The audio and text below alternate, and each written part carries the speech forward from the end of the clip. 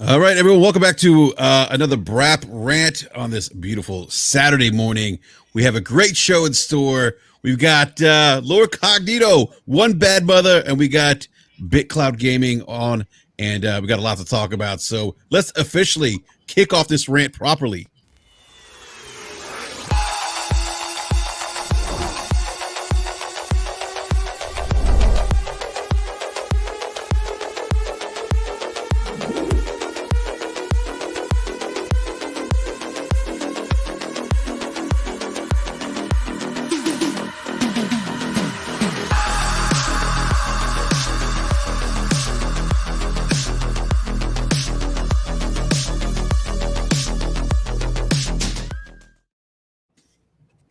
All right. Welcome back, everyone. This is going to be an awesome show, by the way. And first, I want to say good morning to everyone in the live chat. I know for some of you, it may be early, but it is 11:06 here on the East Coast and 11 o'clock on Saturdays, meaning it's BRAP rant time. And we got a lot to talk about. We're going to talk about some new Starfield leaks. We're going to talk about an Xbox Series X exclusive being confirmed. And we're going to talk about 20 years of Xbox. I can't believe it's 20 years of Xbox because, as most of you may or may not know, I was an Xbox Live beta tester. I got to throw that out there because everyone's always that's kind of like my running shtick now. Everyone's like, "Oh, has Enrique said that he was an Xbox Live beta tester?" So there you have it. I was an Xbox Live beta tester, and actually, I know One Bad Mother. I've known him for like 19 years. Believe it or not, met on Xbox Live. It's actually kind of wild. Yeah, it's really cool. Yeah. We met. I think what was it, Rainbow Six or Wolfie? I don't remember, man. Unreal Championship. Yeah, it had to be one of the original Xbox Live games. So I did not make the Xbox Live beta test, but I did get in day one. So yeah, me and Enrique that was back in our younger days on GameSpot. We were picking up the swords and the shields for Xbox back then. I've grown up a little bit since that time. Yeah. So we've grown up a little bit since that time, but yeah, that was back in our days. Got to know each other when he was moderating the forums and calling out, GameSpot staff, and so we were gaming when Xbox Live launched back in the day, and so it's been a while. It's kind of funny how that works, though. There's friends that I met through Xbox Live that I knew them before kids, and now I know them when their kids are. Getting ready for college. So, yeah, I'm one of them. But that's a great intro there, OBM. Great to have you back on, man. And actually, this is the first time I've seen you on camera. I've known you for 19 years, but I've never seen like your face per se. So it's really cool to finally see you. See you live, man. So we also have Ryan here, BitCloud Gaming. Let me just tell you something, man. Great content, dude. You are knocking it out of the park. The Housemark show. I mean, dude, great work. Happy to have you on this morning, man. Thank you. Thank you, man. Thanks for having me. Shout out to Housemark and Rudy. They did awesome guys. I'm telling you. Yeah, Love and Returnal. I'm actually playing that right now. I'm trying to go for platinum. So nice. We're gonna get that done. We're gonna get that done. Sure. Big Cloud out here moving, man. Proud of you, bro. Really love what you're doing.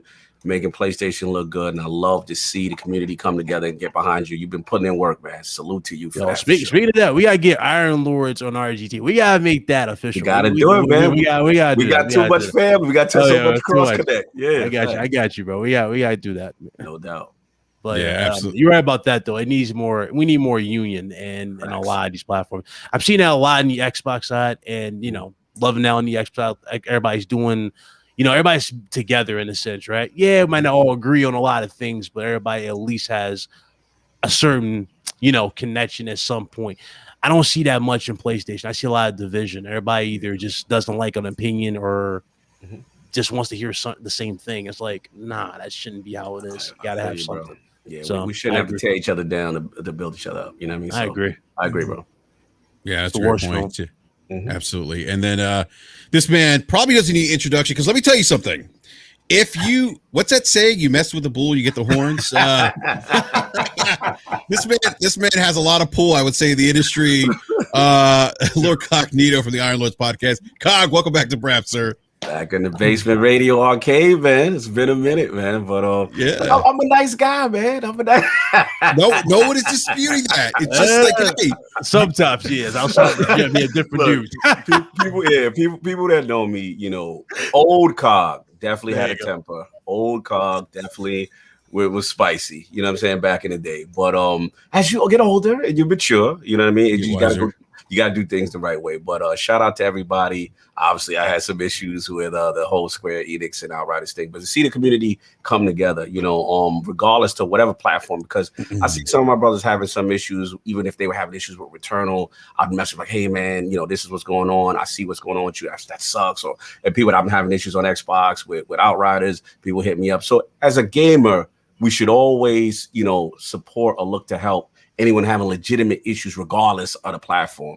And it was cool to see. But salute the BRAP retweeting and whatever. So we getting there. I got acknowledgement on my issue that it exists and we working through it. You know what I'm saying? So that's the main thing right now. But good to be here. We got some great topics, bro.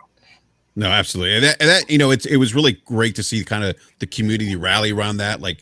And we should. I mean, despite whatever platforms or preference we may have, we should all get together when stuff like this happens and kind of rally around this cause because it impacts our fellow gamers. It really does. And in your case, I mean, look, like I said to you when we chatted on the phone, inexcusable. Yeah. This even happened. That didn't even get back to you. Right. And it's unfortunately it took, I think, them getting called out and you reaching out to some media types in articles being written. I mean, it's unfortunate, Yeah. I think the other unfortunate thing too, Cog, is that you had some individuals of that particular company unfollow you, and that's like that to me is a little like ridiculous. Like this is a legitimate complaint concern, right? Yeah. It's not like you're saying, "Oh, your game sucks." It's not, this is like, hey, I'm having problems. Mm-hmm. I've been politely, asking about my issues. Mm-hmm. Nothing's happened. And as a consumer, I'm at my breaking point now because I want to be able to enjoy the content that you put out. I can't do it. No one's responding to me. I don't think that deserves or warrants an unfollow. I don't like that. I don't like that at all. And that's why I'm speaking out about it because I think it's ridiculous. I appreciate that regard. Yeah, again, I totally appreciate it, number one. Number two, just to clarify that situation, it's more of a situation like where, whether someone's a community manager or social media, person for the company or whatever, and my whole thing is never be disrespectful to the company themselves, right?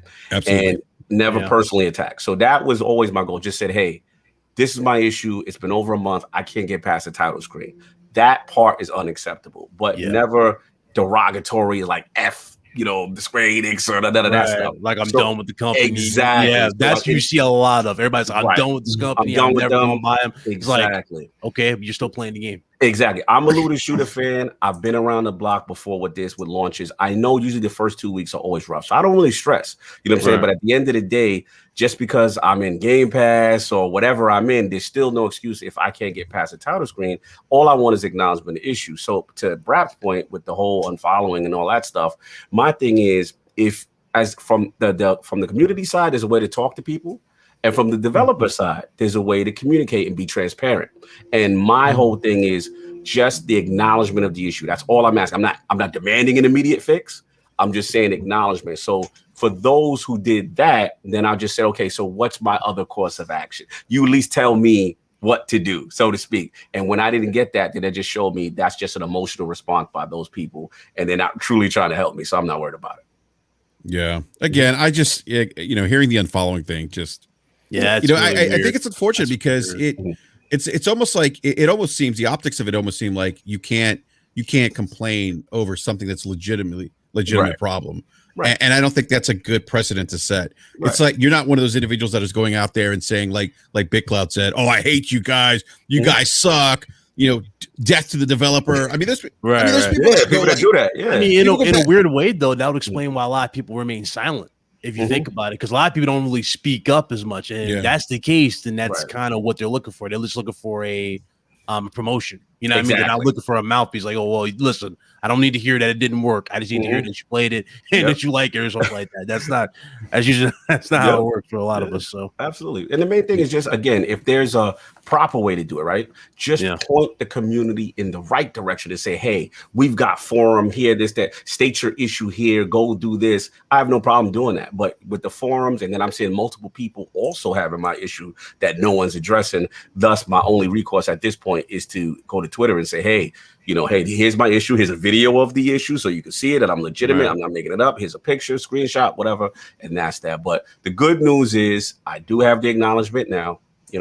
I do, it is being worked on. I was told a patch is supposedly happening next week. So out of 5 times that I try to log in, maybe this week, maybe I got it 2, which is better than none than before. So they're clearly working on it. You know what I'm saying? So now hopefully this patch addresses it and we can put this thing to bed. But salute to the people in the community, like you said, BRAP, that we all got together and just to bring awareness to the issue. Oh, absolutely, man. Absolutely. I want to grab the super chat real quick. I'm blown away that Capcom didn't have a single issue with Resident Evil Village and everybody else has. That's wild. Yeah. Shout out to Capcom. Mm-hmm. Yeah, grab the super chat real quick from our good friend Mods Gaming. Mods actually had the pleasure of doing Crossfire with him. My man was up to like 3:30 in the morning his time with us on Crossfire. So, Mads, great to see you with the $10 super chat. It says Massive. I'm not reading this. I'll read it. Mass Effect is Mass Effect the game. But listen, shout out to Mods. They out here. You got some better combat, some better controls. You know what I'm saying? Salute to you guys if you feel that way. But the people have spoken, and we saw the poll, and we saw the debate, and they got smoked. That was a debate. There was no debate to be had. In their mind, it was a debate. In their minds, exactly in their minds. Yeah, that was a great debate, by the way. It was really awesome. So, Mass Effect 2 hands down though. Like go. Yeah, real quick, want to get another super chat from our good friend Hustle and Motivate, DMV's finest, as I like to refer to him as. It's $2 super chat. Says, "Woo, what's up, Hustle? Great to see you in the live chat, sir. Thank you for the super chat, gentlemen. I kind of want to throw. Let me get the super chat from Gaming Forte real quick. Our good friend Gaming Forte, actually, I say a good friend, a BRAP panel member, with the $5 super chat. Forte says, "Look at this powerhouse panel. Have a great show, gentlemen." Oh, by the way, Big Cloud, I thought you were a PC guy. Get him. Oh, you sure love the color blue. I'm waiting for that PS5, sir, Mister. I don't get them for free. Fraud, you little fraud. Okay. I got you guys covered. No, before the PS5 even drives, I got you guys covered. Just make sure you guys send your money. I'm like, Forte, I got the cash. Where you at? Forte quiet for like 3 weeks. Like, what? Fraud. He is such a fraud. Wow. He is a fraud. Man. Then he was like, oh, I don't get the console. I'm sitting there going, that's not what you told Addict. Don't get me started. Don't get me started. I don't know what's going on. I'm wide awake. Don't get me started. I don't know what's good. Wow. Oh my goodness, that is too funny. That is too funny. That is too funny. You know what, gentlemen? I know we mentioned some of the topics we're going to talk about. I kind of want to throw a curveball out here because this is something we talked about on Crossfire last night. And Cog, you and I have talked about this, the media. Yes. And I want to bring this up real quick because there's a tweet by, I think, one of the directors at IGN about, and I'm paraphrasing here, and I didn't pull up the tweet, but I'm sure most of you, everyone on the panel, I'm assuming, saw this tweet. I forget who it was by the way. OBM, do you remember who it was? It caught some traction on the Twitters where Justin, I think. Justin, I forget his last name. But basically he was saying, I play Xbox every day. I couldn't recommend, anybody buying a PlayStation 5 because, you have to wait for games, et cetera, et cetera. There's Game Pass, which is, look, that's fine, right? Yeah. I thought what was interesting though was that when someone pulled up his gamer tag on Xbox, he hadn't played his Xbox in 2 weeks. and he's saying I play my Xbox every day. So it's Cog, you know how I feel about the media. Like we've talked about this behind the scenes. You've had extensive discussions. Yes, very extensive discussion. We can now I gotta be honest with you though. Playing them. Yeah, that too, which we could talk about. But I gotta say, it's the optics of that though. Just in my opinion, Justin Davis, thank you, Lemieux. Justin Davis, the optics of that, and this is not to pile on Justin, by the way. Right. This is just an observation that I have that when you say things like that, and I don't know the motivation why you would say something like that, But I feel like, journalism per se, like there's a certain level of, I guess, expectation the community has, that gamers have, and I think nowadays gamers are we're really very well informed. Yeah. Probably more so than we were back in the days when we were reading EGM or GamePro. Absolutely. When it was all print media, right? Mm. We have content creators. Everyone here is a content creator. OBM even writes articles now for I think Xbox Air, right? OBM. Yeah. Oh, Yeah, that is so- correct. Awesome. Very Yeah. proud of him. Very proud. Yeah. You're killing it, brother. I love Yeah. the content which I see. Something tells me Cog might be reaching out to you in DM later on. Hey, listen, I'm looking for free agents, bro. Oh, there you go. See, BRAP makes connections happen. David down there always looking now. So I just thought it was really weird that, not that it was weird what he said, that, he wouldn't recommend, someone buying a console, whatever. It's fine. It's his opinion. But I think the approach of I play my Xbox every day, but then you don't play your Xbox every day. So the optics of that just don't look good. I think it just creates this environment or this distrust of media per se, where people are now like, wait a minute, this guy now, maybe we don't trust him. Is he giving us, unbiased opinions? Is he telling us the truth? Is he being, I guess what I'm trying to say is the integrity comes into question now. Right, and I feel like as a journalist, once consumers and you and OBM and COG, because you guys run, a media site, I think once that comes into question, you lose people. And I think that's very unfortunate. And again, I'm not trying to pile on him.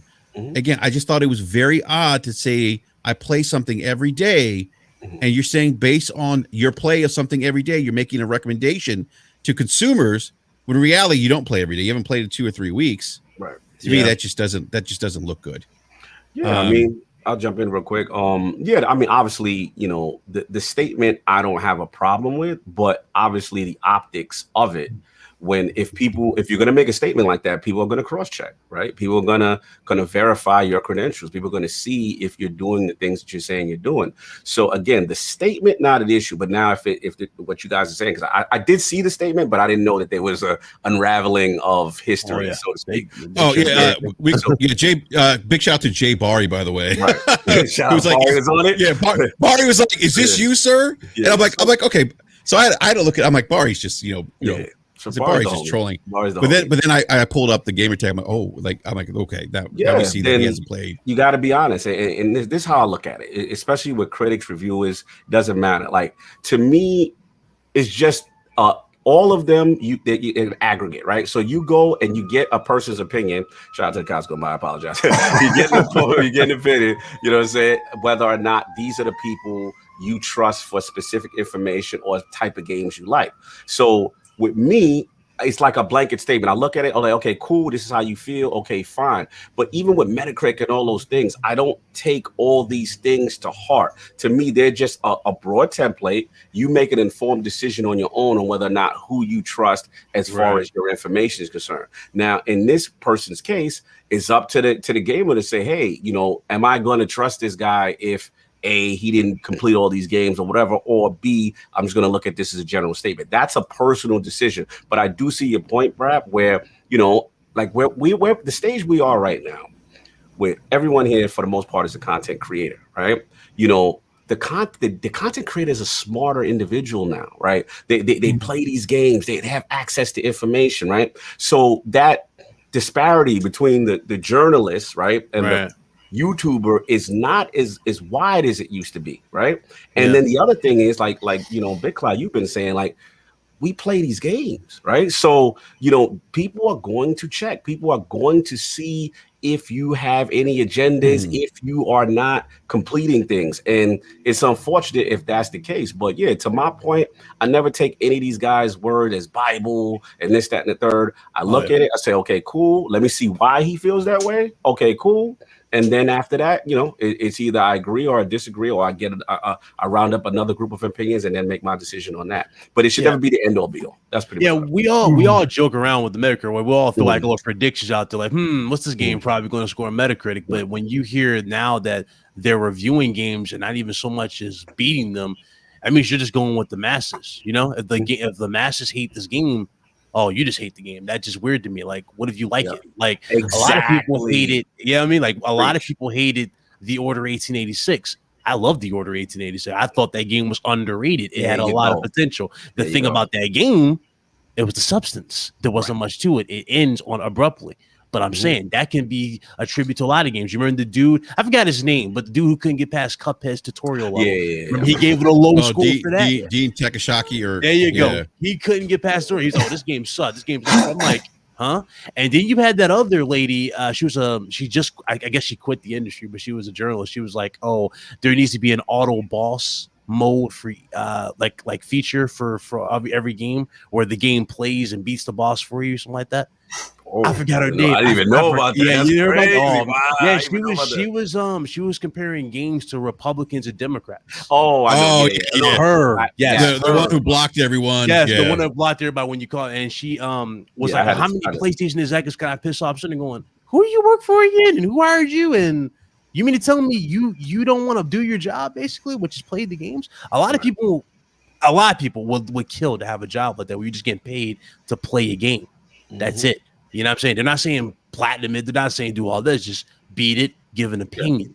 Yeah. So the fact that you're saying that you can't beat a game and give an opinion on it, it's really ridiculous to me. But that just goes to show. And a lot of people look at the journalism as a whole weird anyway, because, again, a lot of people tend to get stuff wrong and are quick to spread it. But when it comes to those retraction pieces, they're not really quick with those retraction pieces. And another thing, too, is those hit piece articles. Yes. They throw out there where they'll go, well, these individuals are called millennials when you call out something. But it's like, no. There is a problem here, and you're not calling it out. You're not, being observant. And that's when people go, well, damn, if you guys can't call out a simple glitch, why should I listen to you for anything? For a game, Returnal. Like, I mean, I kept it a buck with Returnal now. Like, I told Housemark, I was like, guys, listen, and shout out to Housemark, Rudolph. He took all the notes down before we went live. I was like, listen, these need to be fixed. Good point. Doors being locked, progress being lost by crashes. There's no way of getting it back, even if you didn't even die and it just was taken away from you. Like, stuff like that takes people out the experience, and you need to fix things like that. So again, you need proper feedback. Proper feedback is how you get things right. If you don't get the proper feedback, then you're not going to get the results. You're just going to get everything else. And people think, saying, "Oh, I'm done with the studio. I'm never going to buy." We know that's cap, because next year when they release something big, that trailer right there. Here you come. You're right back. So I don't even believe in that, but that's how it is. Yeah, no, good point. I just want to double down on something Big Cloud said, because I remember when we had Undead Labs on ILP, and I was genuinely hurt that the co-op kind of kept me in this kind of like 2-3 block radius, and I'm like, yo, what's up with that? Like, why can't I go? And at the time, shout out to Rich Fogey, he directed the game, and he had told us, he's like, look, it's just memory constraints, and this was old Xbox One era. He's like, we were forced to limit it. So I said, is it a CPU bound issue? He said, absolutely. So I agree with you. Like, as gamers, we, as much as we love these guys, we still have to ask the tough questions sometimes. Because at the end of the day, it's going to help better us understand them better as to why things are going on, and then hopefully get the improvements that we want in further iterations, patches, or the sequel, that kind of thing. Yeah, it all goes back to the passion. It's not hate. It's just you need proper feedback. Things need to get changed. If you can't get the proper feedback, you're not gonna get the dream game that you want. That just is how it is. And people need to understand that. But again, and a lot of people are in this mentality, when you criticize it, they think you hate it. It's right. That's another thing that people need to understand too. There's between criticism and hate. Criticism, you means you like the game, but this needs to be improved to get the legit enjoyment out of it. If you hate it, I'm saying it sucks. I'm saying it sucks. I mean, that's different, but they don't like that. So yeah, fair enough. Yeah. The only thing I throw in on the media stuff, a lot of times we've heard over the course of last generation, a lot of people, claiming media bias for Xbox, and now you're hearing it the other direction. Keep in mind, there's really one. What's up? Oh yeah, this is so funny. BRAP, I'm laughing. Yeah. We're gonna go to you next, Cog. After this, Oh boy, there really is only one bias, I think, when it comes to media, and it's really, when you think about it in this day and age, the thing that's always pulling them in different directions is those clicks. right? Like you can write and this is the thing I'm learning now. You can write a well-researched article, have really good content, but if you don't have a title that makes people excited, there you go. Well, what's this all about? They're not. You're not going to get that recognition. How many articles you seen like that? Where it says consoles are dying. Remember that? That's my favorite article. Like how many problems with PlayStation or problems with Xbox or Xbox is in trouble because of this. It's like those are hippies. Like those articles just for heat. That's all it is. They're not serious. Yeah, it's the same thing with Twitter too. You know, everybody's trying to figure out how to get attention, right? If everybody's saying the same thing, even if it's a well nuanced opinion, that stuff doesn't usually get the clicks. It's the hot take, right? And so I think that's the one thing, and we talked about it a little bit before the show too. It's like balancing that with quality, because I think there is a ceiling to that clout chasing, to the disingenuous hot takes, and that's the thing that you're always gambling with. Like if and I don't know anything about I do know the high level of the Justin Davis thing, but I don't really know, hey, was he just having 2 weeks where he was on a project? Like there can always be an explanation. So I don't want to pile on to what it seems without hearing more information. But I will say, just in general, like you see that too with now that you have Metacritic, if you're like the too high or the too low guy, you're going to get a lot more clicks, right? So there's always this thing of balance about doing things the right way. Versus getting attention and paying those bills and whatever. Those two things are working against each other at all times. So I do think it is something, and you just talked about it, that the gamer is more informed than we've ever been. Yes. Yeah. So I think people who are in content creation, or if they're in the media or they're doing things, need to be aware of that, because over time people will figure out if you're genuine. And if you're genuine, even if you're not, they don't always agree with you, they're going to be more likely to go to you long term. It's more relatable. Point, if you think about, for example, that show Beyond the Ring or Dark Side of the Ring. Yeah, the little stories of wrestling. What would you rather hear the stories of wrestling from? A wrestler who experienced it, or a journalist? You know what I'm saying? This goes the same thing with gaming. Like it's better. It hits different when you're a gamer's perspective from it versus someone who clearly didn't play the game. And back then we were at their mercy because the internet wasn't where it is now. So we had to literally read those Game Informer magazines. We didn't have remember back when Nintendo was called Nintendo Revolution with the all that stuff. Like we were at their mercy. We didn't have the assets to go and look into these things a little deeper. So that's the thing too. But yeah, I agree. It's a whole new era. The new era now is, gamers doing this, and everybody's seeing the game, and that's the thing a lot of people want to see when they're trying to form their opinion on it. Like it doesn't matter how many times you stream Returnal, you're gonna always have that one person in the chat saying, "How's this game? How would you rate this game? Would you recommend this type of game?" You know what I mean? Like that type of stuff. And you see that for every game. And that's where, it's more impactful for a gamer's perspective than a journalist. Right. And that's where you're seeing the gamer now go to the influencer that they trust their opinion, right? And they have that personal relationship, and they come in and say, you know what, BRAP, I really respect your opinion on these genres or this type or this style of game or whatever, right? Or, hey, I noticed, Big Cloud, me and you, this genre, we share a love affair for this. You know what I'm saying? So I'm going to trust your opinion on what you think, because I know we kind of align here, right? And that is kind of what you're seeing. And what's happening is, the traditional journalists now have to evolve, have to adapt, and also include us in the conversation now, right? Because at the end of the day, we are informed, and we're kind of like boots to the ground with the people also. So I think that's what's happening. I think both can coexist. But absolutely, it's one of those situations where, again, if either are not doing their job, because the gamer is smarter, the gamer will check you and say, "Yo, this is incorrect, man." Like that's one thing you ain't got to worry about. A gamer is playing the game. A journalist, there's no guarantee that the journalist at this time, and that's crazy that I'm saying that in 2020. 2021. That's crazy. I didn't thought I ever had that conversation where it's like I would have that fear that they didn't play the game before they reviewed it. And now you're getting more context to this, like, and that makes you question a lot of reviews now. It does. How many games actually were unfairly given low scores because they didn't actually play it and experience it? That's the thing. Yeah, last point on Bum Bad Brother made a fantastic point, because running a website, lordsgaming.net, right? You're in this tough spot, because what will happen is, and BRAP, I've had this conversation with you offline, we'll get the code for a game, and we got an embargo date as to when it is. And sometimes we'll get the code 2 days before release. And we'll talk about major games. So like we got one of my writers, we still haven't put out our Outriders review because he's like, I got to do the end game. I got to do this. And my thing is, I rather the guys beat the game, have a complete experience, and then we disseminate that. Or if they want to do the embargo thing, because let's be real, if you hit embargo, you're going to get the most clicks because you're first, right? Yeah. So what we tend to do is, if that's the case, then we say, okay, you know what?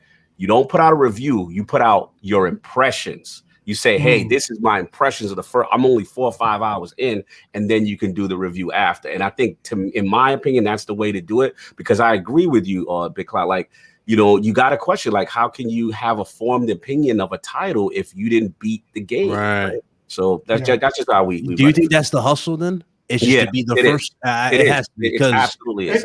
There's no way you're gonna be like a Demon Souls or a Dark Souls game. Yeah, you're not beating a Dark Souls game unless you are legit a pro at it and you played this genre before. There's no way you're beating this type of game in 2 days or 3 days. No, some people it takes a week prior, more than that to beat these type of games. Right. If you're lucky, you're a bigger outlet, and if the developer happens to get you the code a week or 2 early, that's great. Then you have the time to really invest and go in the trenches with it. But again, I can only speak from my experience. A lot of times, we'll get it.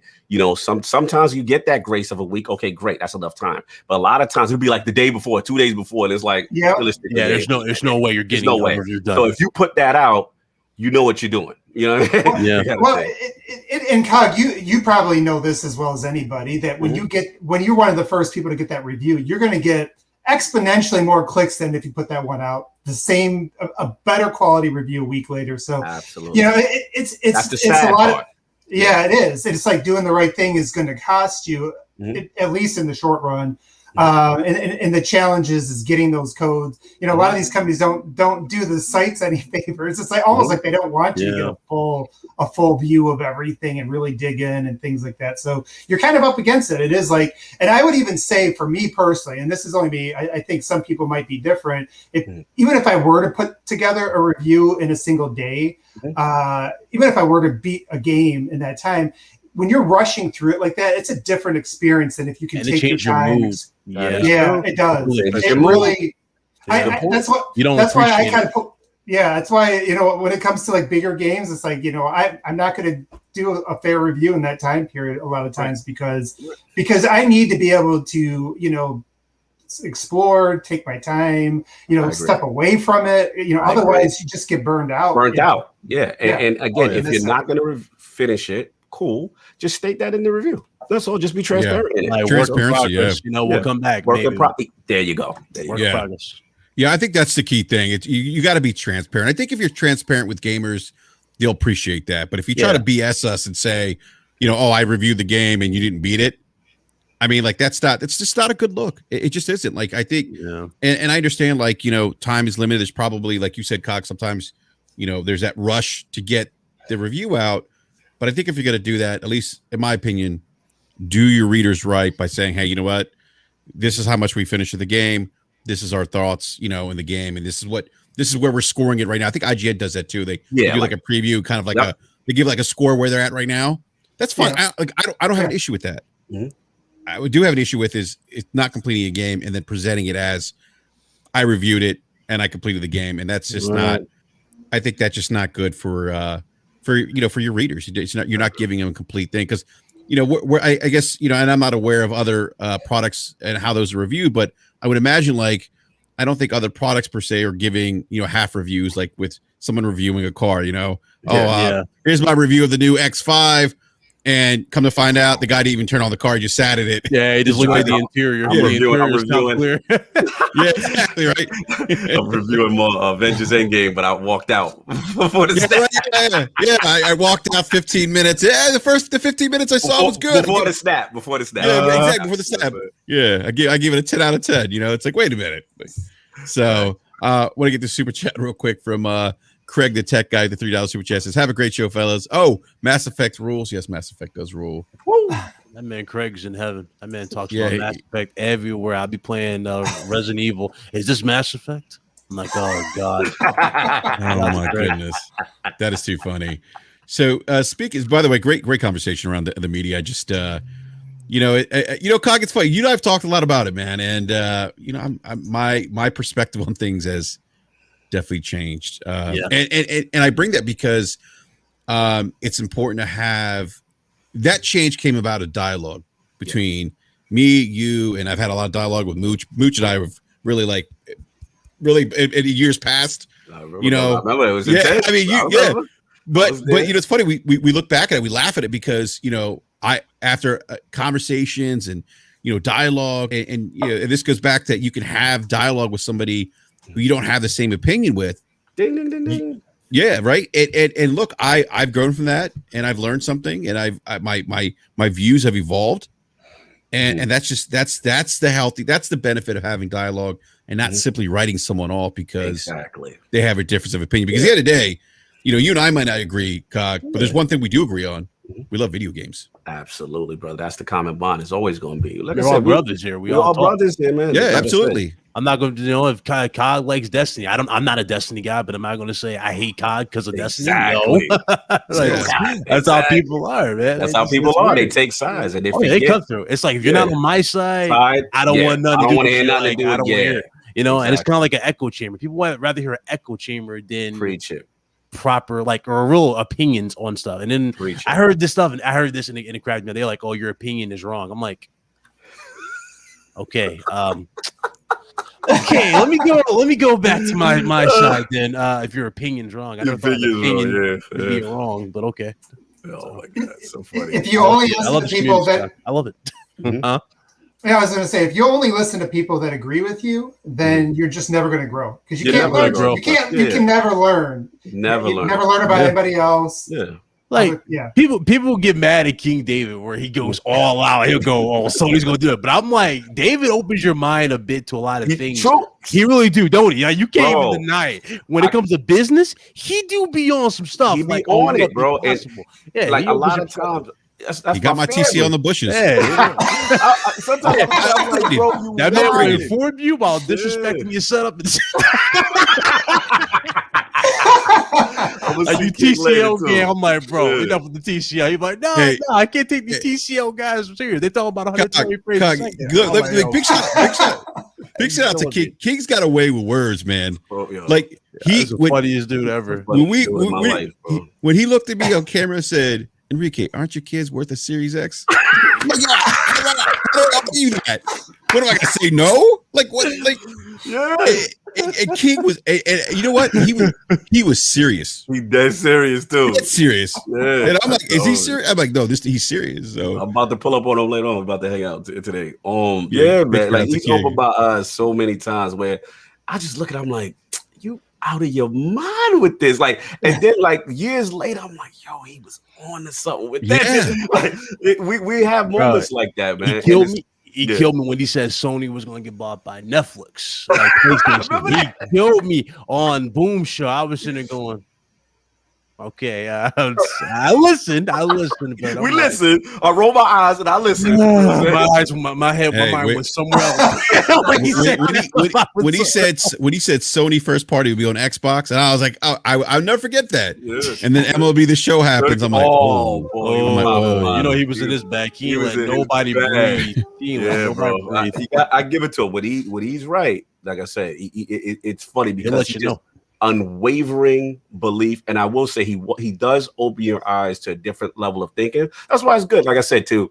I mean, me and family, so we've been going at it for years. But it's funny because we always able to challenge each other, right? And it's funny. He'll open my eyes to sometimes something, and then sometimes I'll have to bring him down and like, all right, here's the reality with this. Come on now, you know what I'm saying? All right, I see what you're doing.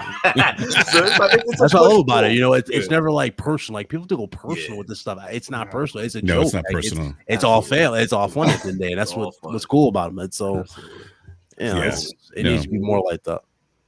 Yeah, absolutely. We'll get a super chat from Game Over Brian with the $5 super chat. Thank you for that. Brian says, did I miss the part of the podcast when BRAP reminded us he was an Xbox insider? No, I was an Xbox Live beta tester, not an insider. I'm not an insider. They cover for you. What's going on, BRAP? I don't know, man. Look, Hey, I was an Xbox Live beta tester. I mean, you know, what can I say? So, not an insider, not an insider. I don't want to start that, but that's not me. But let me find out, bro. Let me find out. But speaking of Xbox, there were some Starfield leaks. Did you guys see the tweet by let me see if I can share this real quick. Give me a second. Did Grubb say? I think Jeff Grubb said something about it, right? Starfield. Jeff Grubb basically kind of confirmed that it's like exclusive thing. Yeah, Starfield to be exclusive. So here's one of the leaked screens right here. And this was tweeted out by this guy. Is it Skull Z? I guess it's Skull Z TV. Skull Z, yeah, I don't know who that is, to be honest with you guys. But he tweeted out these like screenshots and stuff, and you know, I like this picture right here gives me a little Mass Effect vibes, a little bit, which is kind of cool. But I want to ask you, gentlemen, are we going to see Starfield? Now we got these, you know, leaked screenshots coming out. Is it kind of a foregone conclusion that Microsoft's going to do a big blowout with Starfield at E3 this year? I hope so. Yeah. That's what I hope so for. Yeah, I think this is going to be the Halo and Starfield show, pretty much. Yeah, sci-fi showcase. When you think about this show 5 years from now, those are probably the only two games you're going to remember. Not to say they're going to be the only two games there, but I think those are going to be deep dives on both. It's my, obviously Halo, but I agree with that because Hellblade 2 is far away. Because last time we saw Hellblade 2, they were in level design, and when you're in level design, you're not in mocap, so that's far away. Avowed, we saw a trailer for. I don't think that's anywhere near completion. Everwild is another one. I don't see that being done. So you need at least two bangers to have a good, presentation, so to speak. So I agree with that. Maybe you'll get some updates on those games, but I don't think anything massive from anything else. So yeah, I see. Like I said, obviously more stuff is coming out on Starfield and stuff like that. So yeah, this is definitely, but that's just always notoriously held on to the very last. And when they're ready to show, it's most likely getting closer. You know what I mean? So yeah, that's one of those things I expect to be there. It's like the worst kept secret. We're seeing the leaks, I believe, from like 2018 kind of footage and stuff like that. So yeah, I'm excited. That Starfield is the one I'm excited about. To be honest with you, I mean, Halo is Halo. It's always going to be what it is. I'm still excited that it's coming, but Starfield is the one that intrigues me, BRAP, because obviously coming from, I'm huge on sci-fi, coming from Mass Effect, and I want to see what Bethesda's take in that universe is going to be. So I'm curious to see how that plays out and what the gameplay loop's going to be. So yeah, I'm excited for that. We know it's going to be there. I'm with you, One Bad Mother. I think there will be a gameplay focus probably with that as well as Halo. And I'm hoping for some surprises as far as down the road and stuff like that. But I'm with you, Big Cloud, that Hellblade, I did not expect none of that. Like that was far away. There's a lot of stuff that's still far away. So I think they're going to be realistic with what's coming out this year. And then also give us some teases of things probably that we didn't know or partnerships that we didn't know that they're working on. So I'm excited, man. E3's coming.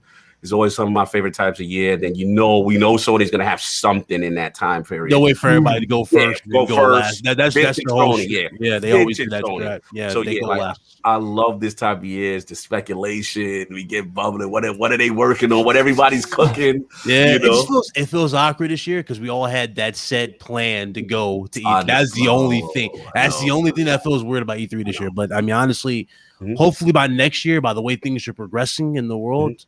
We'll be at E3 next year. Hopefully, that's the good thing about it. So we'll see. But it's a good point. Yeah. Perfect Dark. I'm hoping for more for Perfect Dark. Hopefully, that game wows us too. When we see that. Absolutely. Yeah, I hope so. Yeah. Let me grab this super chat real quick, gentlemen, from the Ashley Luca. Sorry, Mr. Super Chat. She reminded me in the live chat, but Luca, always appreciate you coming on. And listening to us. And she says the way some people talk about those they disagree with on a subject that is overall being is pretty gross, to be honest. Yeah. So thank you for the super chat. Great point as well, Luca. Yeah. But so let me ask you guys something. Do you guys think like with Starfield potentially being at E3, and I think it will be there too, that this game is going to release fall of this year? Oh, that is the question. I'm hearing so many things. Go ahead, man. Go ahead. Obi-Wan's like, chopping up the big. Go ahead, Obi-Wan. Give us that exclusive. Let's go. Give us that exclusive. Xbox Terror exclusive. Let's go. If they really wanted to go at Sony, it would be smart because God of War Ragnarok's not coming this year. Yeah. And Horizon, I'm not sure about Horizon. Horizon, they've been quiet on Horizon. Yeah. We haven't heard nothing about it. Granted, that might be later, but still, we haven't got anything for it. The only thing, like even at the latest state of play, they focused on Ratchet. They didn't even give so much. Yeah, they didn't even focus. Like they didn't even give like 5 seconds to Returnal. Yeah, I remember that way because Returnal dropped the next day. They ain't doing that for Returnal. So it's like, I hope you got everything going. And what we know about them, they got 25 games supposedly, with half of them being new IPs, too, which is another good thing. That's but fire. We do know though that a lot of older games coming back, like Last of Us Remake is happening. Wouldn't surprise me if Horizon got another PS5 type of enhanced thing, even though I'm pretty sure they could do a patch for it, but still wouldn't surprise me if I saw that. The thing though that I got my eye on for Sony, and it goes back when he said that, resisting when it goes back to existing franchises, when they had this conversation about Resistance Fall of Man. I see it coming back because Insomniac Games he's talking about it, and there have been reports also, and it goes back to this too with Bluepoint, because I think Bluepoint is going to be bought by PlayStation, and if it is going to happen, that makes sense that Bluepoint makes Metal Gear Solid Remake along with Silent Hills and Castlevania. That'll be fire. So that's my hopes for it, but it'd be good though to have something. They need something to close out the year, honestly. Because everybody, the narrative is like, how long this console dropped without a game. That's the narrative right now. They need to kill this narrative and drop something. So it'd be smart to have it. Yeah. OBM, what do you think, man? Well, I think the target has been 2021 for a while. In fact, there was a lot of evidence, just based on Bethesda's pipelines and stuff before, that they were actually aiming for 2020 when they revealed it in 2018. That's what the thought was. So it's already been internally delayed to 2021. I think the thing is, and I know a lot of, Grubb mentioned it yesterday, he's less confident about it this year. And part of the issue is, if we look at a lot of the games this year, a lot of them have been having QA issues, right? And QA has probably been one of the most impacted aspects of game development through the pandemic. For whatever reason, that seems to, and that also is an area that takes a lot of time. And we know that as popular as Bethesda games are, they aren't the most polished at release. And we saw what happened. Hot take. Yeah. Are you implying it might be engineered? I'm just joking. No. I'm not implying those issues, but I do think, especially after what happened with Cyberpunk and even Microsoft's own recent history, they're going to try to get that as polished as they can. I still expect it's going to have some jank at the beginning. It's just those games Halo? are so. I don't think they can afford it for Halo. Starfield. My bad. I thought it was Halo. I don't think they can afford it this time again for Halo. They can't afford something like that. No, Halo's got to be polished. But I still think there's going to be a little bit of jank around, the Starfield game. Those games are so big, and there's just, until they get those millions of people playing them, there's going to be things they're not going to find. So I think that's going to be the question, is if they can get through the QA. They do want to release it. We already know that, moving subscriptions for Game Pass is the thing this year. And Starfield is the one game that can move a lot of subscriptions on PC. It's the area that they haven't really capitalized on that much yet. And Starfield, I'd say, Bethesda RPGs in general are probably Microsoft's biggest thing when it comes to the PC audience. So if you're going to try to drive a lot of subs over there, and that's going to be the key for them. So even though the consoles are going to be sold out probably through all 2021, we're probably not going to get hold of those till 2022. It doesn't matter as much for console sales, but I think it does matter a lot for driving Game Pass subscriptions. And that game has a lot of legs as well. So that gives them a chance to get a pretty big, runway to drive those Game Pass hubs through middle of next year when their fiscal year ends. So I do expect they're still trying 2021, but I think that anybody who's doubting it is probably also being realistic, just because it's a big game, spending almost all its QA in the pandemic. So that's literally what I was about to say. I mean, selfishly as a game, of course, I want Starfield this year. I think it would be a great trifecta to the already, we know Infinite definitely coming, and the rumored Mexico Forza Horizon, that's coming too. So, I think it would be great, but I have to be realistic with what's going on in the pandemic. And QA, that's big. You know what I mean? And then also too, I thought about it some more, and I was like, okay, if it does come out this year, where do you place it, right? Yeah. And historically, Forza has been like September you know what I mean? And Halo is always November. That's just tradition, right? It's always been that month. So, if it's ready, do you say September, Forza, October, Starfield, November? That's a heavy trifecta, no doubt. But there's a part of me that even if it doesn't make 2021, you can throw a Starfield at the top of 2022, let it just breathe. Then you have the whole top of 2022 to focus on it and really let it shine. So either way, I'm fine with it. Selfishly, I want it this year. I ain't gonna lie, I do want it. Yeah, but we all thirsty for games. Yeah, we're thirsty. I'm thirsty. At the end of the day, but if I find out that it gets delayed, as long as it's top of 2022, I'll be fine. And I think that's still, Halo will have enough time to breathe. Then comes out, and then now you're getting into a nice cadence of these other games that are supposed to drop in 2021. So we'll see what happens, man. But I'm excited. Just my thing is, I just want to see it. What is the gameplay loop? What is it truly about? How does it run? How does it look? That kind of it. That's what my whole focus with E3, just to see Starfield on the platform. Do y'all think Microsoft's banking on the sci-fi aspect of games in the future? Because you think about it, they have a massive crossover at their helms right now with Doom and Halo. Do y'all think that's something that they're probably thinking of, like a massive just... I think this guy. I can't see them merging. You don't see them doing it like a crossover? I could see it, bro. The reason being, the only reason why I see it is because, again, the Microsoft of old, I'd have been like, nah. Right. Now, because again, when you look at what Sony's doing, right, and you've got all these great studios, the strength of PlayStation Studios is collaboration. People don't realize that. Like getting these guys working together in the same, all these Naughty Dogs, Insomniac, Sony said, like, this is huge. And then when, again, we had Obsidian on, it warmed my heart to say, like, yo, the other studios are coming to them as far as narrative. They're going to Rare as far as, water physics and stuff like that. They're going to these guys as far as inspiration. You need that synergy, that interconnected studio conversation, that the passing of ideas. That's what makes the whole group better. That's what people realize. That's the strength of Sony. Like those studios work together, unless you get, it's like, rising, was it the expression, rising tide or whatever that expression is? Lifts all boats. There you go.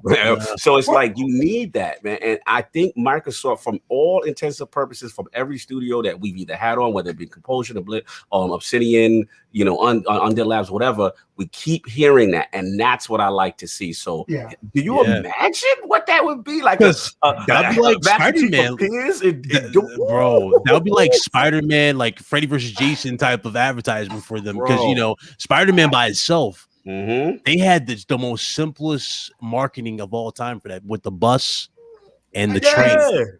I just don't see the bar crossing over though. No, I can see it, because that can really push it. Like if you just do like a cross, like they can do something weird. Like I see them doing it, bro. I can see them on the very minimum level. We all know Obsidian. From most Fallout fans consider New Vegas one of the best of all time. That was when they were under Bethesda. Bethesda's in the building now. Yeah, right? These are all possible. Now, I'm not going to say this is going to come out, very soon. This could be way down the road, but the potential for these things, if you're all in the same room now, it could happen, man. Right. That's the exciting part about it. Like the idea can probably already be in their head, and they're thinking, how can we do it? That's the thing, and that's the cool part about it. But that's the first thing I said when they brought them, and then they confirmed it, and you saw how much they have in common with just the studio and everything. I'm like, bro, if that's true, that would be a massive selling point. Like that can have the type of like commercial like success. Yes, with Spider-Man by itself, that can be your big thing. Like you can have your separate games, right, and then have them come together for like a massive story. That'd be cool, especially if you do it in sequences, kind of like an Avengers thing. You build each thing. That'd be dope. You got to build it up. Yeah, you got to build it up. This is something that, way down the road, but there is potential there. I agree. And another thing too, for them, I hope this WB game thing is happening too, because the big thing that I said for Sony is kind of looked at as the Marvel console. Why not turn Microsoft into the DC? You have DC versus there you go. But I don't know if they're What if going to they- do it. That's the thing. What if they became the Star Wars console instead? Well, yeah, that's looking That's like another it's thing. Yeah, that's the thing, other thing. Yeah, Mandalorian might get a game. You never know. Yeah. Look at Phil's shelf. Yeah. You Look can at spin Mando Star on his Wars. shelf. Yeah, Bounty Hunter or something like that. You could spin Star Wars off into so many different genres, and we know that it works in video games in a lot of different ways. So I think the thing is, comic book characters, some of them work and some of them don't work as well in video games. So I used to believe that. I used to believe that until when you look at the studio, when you see the when you have an idea and a concept and you can actually make it work. That's where I think that really can. You could take any character and make it into amazing. Like, for example, Black Panther. You can do Black Panther in the Arkham style and have that really work. You know what I'm saying? Yeah, you can do that. You can do that with Ant-Man. You can make Ant-Man a crazy cinematic type of thing where you go small and have like those crazy set pieces and stuff like that. You can do stuff like that. I honestly think, certain characters can work. Not all, not all, but I think a lot of these can really work. It just sucks. Avengers, the game didn't work. That's an unfortunate. Yeah. Let me ask you guys something. Excuse me. Do you think that Starfield needs to be? Because I think the one thing with the Xbox Series X we can all probably agree upon here is that they don't have a showcase game exclusive for that console. Like Sony, we got Returnal, and I would say Returnal is a showpiece, but it utilizes haptic feedback well. The DualSense controller. The 3D audio, and Astro, exactly, and now we've seen Ratchet and Clank, and I mean, wow, I mean that Souls, you got a lot of games, but even I think Ratchet and Clank though, like even more so than Demon Souls, like the traversal and the loading of the new worlds instantaneously like that, like we people joke around about the SSD, but like Sony, it's 6 months into the life of this console is showing you. Hey, this is why you need a PlayStation 5. Yeah. You want this next generation experience, Ratchet and Clank and, the haptic feedbacks. And I can't wait to get my hands on Ratchet and Clank to see what they've done with the DualSense. The best studio. You think about it. That's like the best purchase I have ever seen for Sony. Absolutely. Games because they got them for like 250,000. They didn't even 200 million. No, Slow-Mo Backslap has said this on BRAP many times. He thinks like that's their best studio. Because you can make the argument. I mean, versatile studio I've ever seen. Absolutely. How many games they dropped in 3 years? Bro. Bro, they kill the range.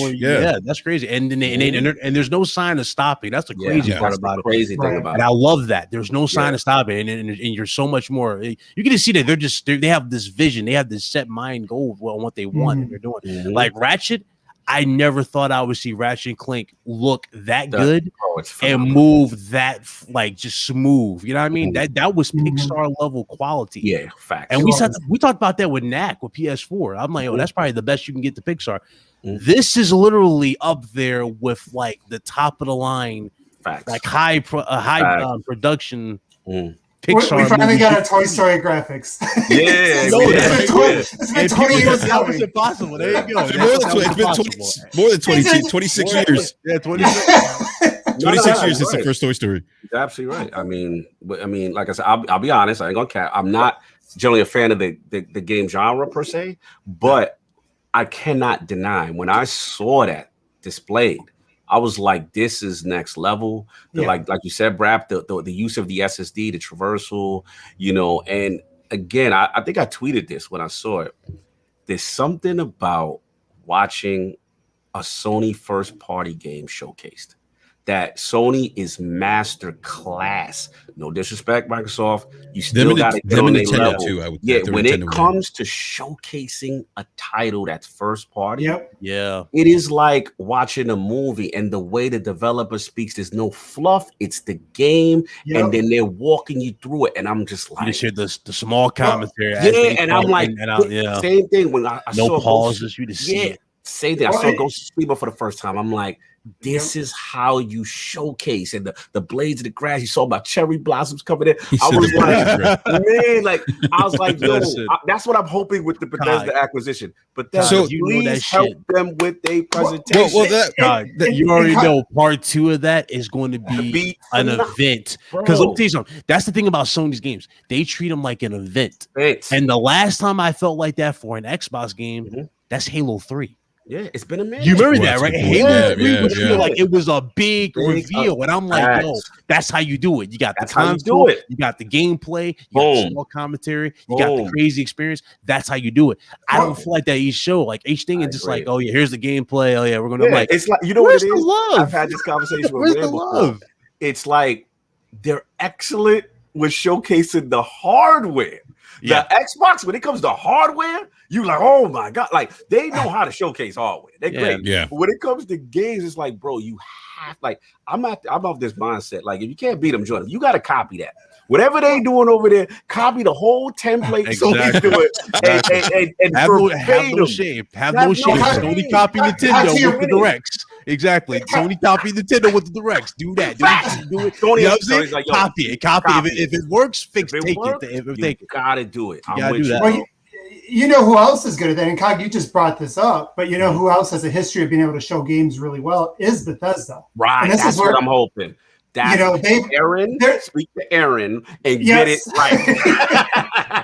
Well, and they mentioned learning from Bethesda, and honestly, that hopefully they take that to heart because a lot of Xbox's weaknesses, really across the board with game studios, we know they have a lot of talent. But they still have a lot of holes in their game, right? Like at least they haven't come out and shown us that they've solved those holes yet. Correct. So you know, we do hope that that they can take some notes from Bethesda. They've always had a history of showing off their games well, showing them when they're ready, not showing them too early, right? Let me tell y'all something. Back when the world was normal pre-pandemic, there was one showcase we never missed at E3. Bethesda know how to show. Like, not only was it a party with the free food and the free drinks, and it was a movie. I like stories for days. People out of pocket at parties at Bethesda parties. But that's another story. But when you went there, the care, the way they treated their friend, it was like, man, like I can't. When it comes to presentation, like I said, Sony's there. Bethesda was there too by themselves. So that's what I'm hoping, that influence, that they can help these guys when it comes to presentation of their title, especially at the big show.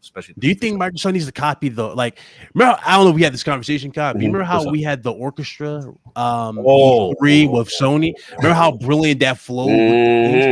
Do you think Microsoft needs that for a show? I think, honestly, it's time to do something like that. You have sci-fi games. Why not have Hans Zimmer? Because remember, Hans Zimmer has no problem because he did it for Jeff Keighley. Well, you don't think he would do it for an Xbox show? Why not put out all the stops, brother? It's not like the finances are an issue. So it's like you got the cash. You got the cash. You got to treat these games. Sony does a phenomenal job of that care, that personal care, that touch, that flair for the dramatic. Whether it be their movie background or whatever it is, Sony, they get the feels out of you. They get the emotion, it's something about it, and you've got to get the right people in that position to either mimic that or get Bethesda in position to now implement what they do, because that's why people go so crazy for Bethesda. Like Bethesda fans, shout out to Ackerman. Like they are so hardcore with it. There's a reason. There's a reason why they're that way, because of that care and that personal attention to the games.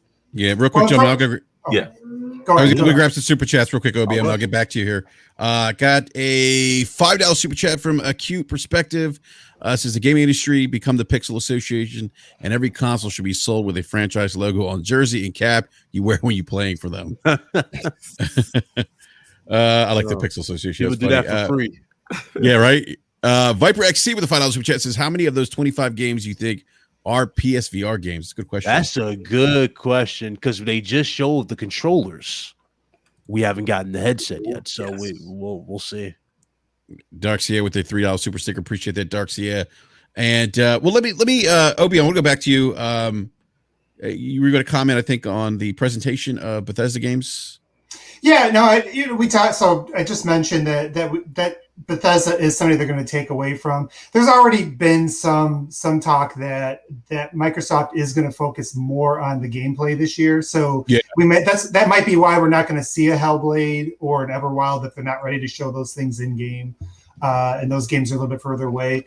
So I do think that's going to, create a little bit of a gap with some of these games, in terms of, they've been out there for a while and there's going to be less to show if they back up some of the ones that aren't ready for gameplay.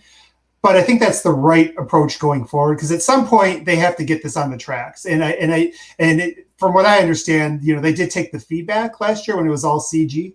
They do hear the gamers, and that was pretty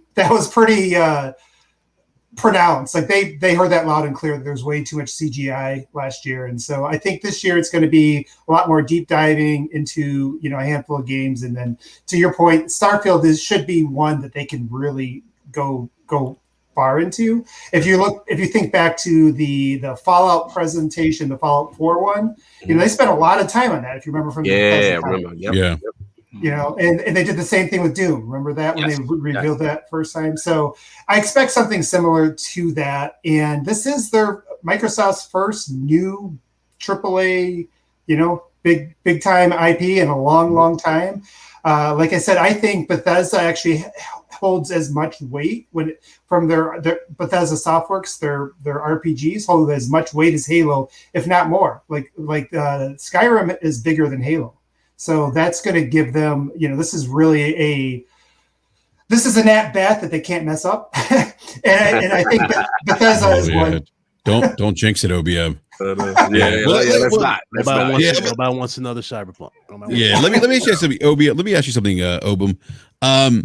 Does this game have to be that technical showpiece for the Series X? Like, does this need to be the game? Is this the game that Microsoft shows or needs to show why people need to go out and buy Series X? Like I said, we talked about, PlayStation 5, what they're doing with Ratchet and Clank. That's kind of their showpiece 6 months into the console cycle, right? Microsoft hasn't had that game yet. Halo doesn't sound like that's going to be that game. Does Starfield need to be that game? I'll jump in. I mean, I think for me, it comes down to this. Two things. One, I'm going to know a lot whether or not it's cross-platform or not, right? We got to find that out. That's one, right? Because I still feel in order for us to truly see that ceiling, right? We would like to see the Xbox Series X exclusive. But again, I'm going to use a code term. It comes down to the developer and the talent. Yeah. and at the end, I'm not disrespecting Bethesda. I can't. Time, resources, tools. Yeah. There you go, right? So they always scale it back when it's on. Right. I don't know them to be the graphical showcase guys. You know what I'm saying? Like, I'm just being honest. Like, they're the traditional RPGs. And I'm not making excuses. Oh, we can't be hyped. We can't have expectation. I'm not saying that. I want to be hyped. I want to see expectation. I'm shooting for the stars. I want to shoot for the moon with Starfield. I want it to be that, right? All I'm saying is I look at a developer like Ninja Theory, Coalition, you know what I'm saying? Those are the guys that when I look at their games, like I play the Hive Busters on what I'm like, yo, why wasn't this promoted? Like, this looks phenomenal. Yeah. Like on the Series X. This should have been a commercial. They should have had a blowout for that. It's better on PC. That's your business. I'm talking about what console dude. I respect your high level and your ball out. Well, I'm just saying. Man, for us console dudes, right? That was the pinnacle. So I'm like, this is what we need to see. So besides that, and then again, Ninja Theory, like we seeing the graphical fidelity, you know what I'm saying, when you saw the Hellblade 2 and stuff like that. Those are the studios I'm kind of looking at when it comes to, okay, pushing the hardware. Again, I'm going to give Bethesda the benefit of the doubt, but if I do hear cross, platform, you could play it on Xbox One, and then I'm going to say, okay, I don't know how much we're going to push. But again, in fairness, I need to see it before I judge. Yeah. But I'm not going to go crazy yet that like Starfield's going to push the boundaries yet. I need to see more before I can. Yeah, there was never a promise. That's the thing too. They're very slick. They haven't promised that they're going to really do anything too. That's well, so kind of expound on that. We talked about this in our Halo show just this last week when we talked about like the graphical prowess of Halo, or how it wasn't going to be that kind of game, right? Like Halo's not going to be that game that says this is next gen in terms of graphics. But with any sort of developer, there's like different priorities, and you have a certain amount of finite resources, right, on any platform, and you have to prioritize whether it's going to be graphics, if it's going to be physics, is it going to be AI? Do you want to have an open environment? And so, like I was even saying, and I won't like derail this too much, but just real quick on Halo, I was saying as a Halo person, I was kind of happy that they weren't going all in on the visuals, because I wanted them to have those big battles, have better AI, eventually get better at the physics and things. So we know there's limits somewhere. So you don't, depending on the type of game you're trying to make, you're not going to throw it all in the graphics. Whereas, like, to your point, Cog, a game like Hellblade 2 could be that graphical showcase. Right. But the thing I would also say, too, for people that are looking for that game, those games that really show off the console, there is more than just graphics. And from what I understand, stop it.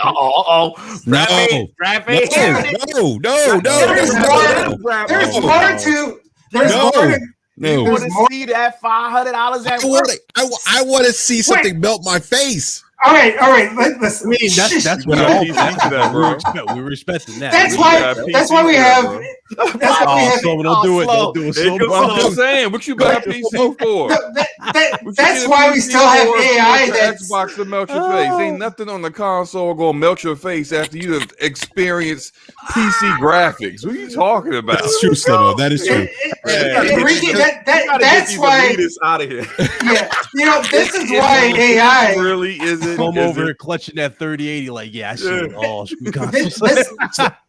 So this is why AI and physics has not advanced in like 20 years. If you think about like the games today versus the games 20 years ago, they've gotten a lot prettier. They're not smarter. They're not doing anything groundbreaking though, aside from the loading. That's the thing. From a game design. And so some of the things going on, you mean like smarter AI, like Cyberpunk? Is that what we're talking about here? Like that? Yeah, that's not smarter AI. But anyways, so Bethesda's games are a sandbox, and so that if they put a lot into graphics, it's not that they couldn't. They are using photogrammetry. I say that wrong every time. Photogrammetry in terms of their environments and things. They are doing more procedural, like animations. They are like they have a roadmap for their AI development and things like that. So there's going to be different ways that a Bethesda game will show the technical innovations of next generation. But I think those are going to show up in the nuances and the gameplay and things that aren't necessarily going to just melt your face on a E3 showing. So I just want to add a little bit of more, nuance to that discussion, because everybody always focuses on graphics, and that is what shows up in the commercials and the E3. But there is more to evolving games technically. And I would even argue for anybody who's into gameplay or sandbox or just want to see game design advance, there's other places to put that extra power, so that's where I would expect to see that game shine, is when you're getting your hands on it. Are the physics a little bit more advanced? Are we really noticing those AI advancements? Are we seeing that evolve? That's kind of where we would go with the Bethesda game. Yeah, real quick. Visually, one, isn't Starfield supposed to be using the same engine that we've all been laughing at visually for years? Yeah, I think so. Slow-mo. Now they did say they were supposed to be creation updating the creation engine so that it isn't so hideous looking and looking so last genish, last genish, because last gen it looked like last gen. So it's like. I mean, I don't mean to just come in and just start bursting bubbles, but I'm like, come on, man! Slow-mo, real quick. What do you expect to happen for a game engine that has looked pretty bad? So it's like, let's not put on Bethesda something that was not even in I the pre-production. Right. Yeah, in pre-production, when they were making Starfield, they weren't like, well, it has to be the graphical showcase for the Xbox Series X. They started making that game. They weren't owned by Microsoft, nor did they care about what Microsoft wanted to do. So it's like that's something that hey, now. In the 9th and the 11th hour, you now need to reach these pinnacles for what? That wasn't their BRAP because he need his graphical showcase. I told BRAP what he need to do. He got his PC. That's your graphical showcase. I mean, Slobo's not lying in that regard. That's kind of why you stop looking for consoles to do things that consoles weren't designed to do. Enrique, just get one of these. Just get one of these and upgrade the PC. That's it. Yeah, there you go. There you go. Exactly. Hey, Slomo, real quick, I want to give you the proper introduction, man. Someone referred to you as Slomo Vandross, so I think that's a great nickname. Slomo Luther. Yeah, it said Luther Vandross. Slomo. It was Cat Daddy said. I'm not in here. So I wanted to say that, Slomo. So giving you that proper introduction. It's all good. But no, I mean that's a great point, Slomo. Like you're right. They weren't. This game was in development before the deal even happened. So more than likely, it's not going to be that showcase. But maybe to OBM's point, like maybe some of the advancements in AI. They have this big open world, and we see this like kind of like the promise of Cyberpunk was supposed to be this massive interactive world that was so immersive, and they overpromised, and maybe Starfield is that game where we see that next gen level AI that you're talking about, OBM, because you're right. I mean, look, we all want those graphical showpieces. I get that because that's really tangible. You see that from the bat, you get excited. The other AI stuff, you gotta, I think, play the game to really experience it, to get that sense of immersion. But I think you're right, OBM. Like, I think there's other things they could do outside of, making this game look great, but making this immersive world that just came alive. I think we got a little bit of a snapshot of that with Cyberpunk. I know playing it on PC, there was times where I was kind of like, oh my God, like this world there's so many people on the screen, and the world, it just feels like this, it's so alive. Obviously, it wasn't executed well per se, but I think that maybe that's where we see kind of Bethesda, because they like Slobo said, like Fallout, those games. I mean, like I'm playing Mass Effect, and Mass Effect that came out in 2007. The facial animations look like Fallout 4 from last generation, right? I mean, like let's just No, keep it above. Cyberpunk is essentially the new Watch Dogs, like for the PS4 and Xbox One. Yeah, I remember how when we first saw that the reveal of PS4, we were like, "Yo, that is sick!" The weather effects, the way the code's moving, we see it. And then when it's done, it's like that looks nothing like it. It's all bleached out. The world's different, less characters, have stuff. Less characters, right? It's like no, that's not. But that's the thing, you over deliver and you show off these crazy. I hate when they do this. They show off stuff that they know that's not going to be the vertical slice effect. Right. I hate that. Like, remember Assassin's Creed 3? Right? They put a big emphasis on the canoe, and the canoe never made it in the final. I was like, bro, what is going on with this game? Hey, I'm bored as hell. 30 minutes in this game. Like, I don't like that. Like, do you guys remember as kids, like when you get those magazines and they'd have an advertiser in the back where you send them the money, for something that some toy, and then you'd get it, and it felt like something that came out of a Cracker Jack box, like nothing close to that. I'm like, we're still getting that today. It's 40 years later, we're still getting that. I remember a classic one with an E3 with Killzone back in the day. Yeah. I was like, oh my God, this is the next level. This is crazy. I think it was Killzone. Over for Halo. Yeah, it was Killzone 3. Killzone 3 looked incredible. I was like, remember the Xbox 360 died that day. That day they showed Killzone 2. I was like, yo, we're all done. Going to be the greatest system I've ever seen.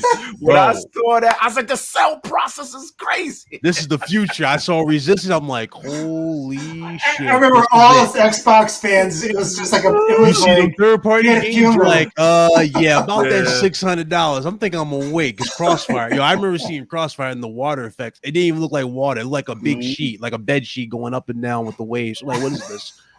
Man, no, it looked like a bed sheet. Like when you make a bed sheet to get the wrinkles. That's how the waves is moving across. I'm like, is this how all third-party games are doing this shit? For $600, what's going on with this game? They're like, well, you got one good game. I'm like, yeah, one game for $600, and that's Resistance. No, that's not enough for me, Chief. And it took like 2 years for Resistance, or not Resistance. Metal Gear to come out because Metal Gear came out later. It's like, oh man, they killed it. The good old vertical slice. We remember. Yes. Let me grab this super chat here, gentlemen. Love him. Alvin with the $10 super chat says, "Great panel. Is the reason we haven't seen Hellblade 2 because Epic doesn't want Unreal Engine 5 shown off before they show off Fortnite and are making Microsoft wait for them."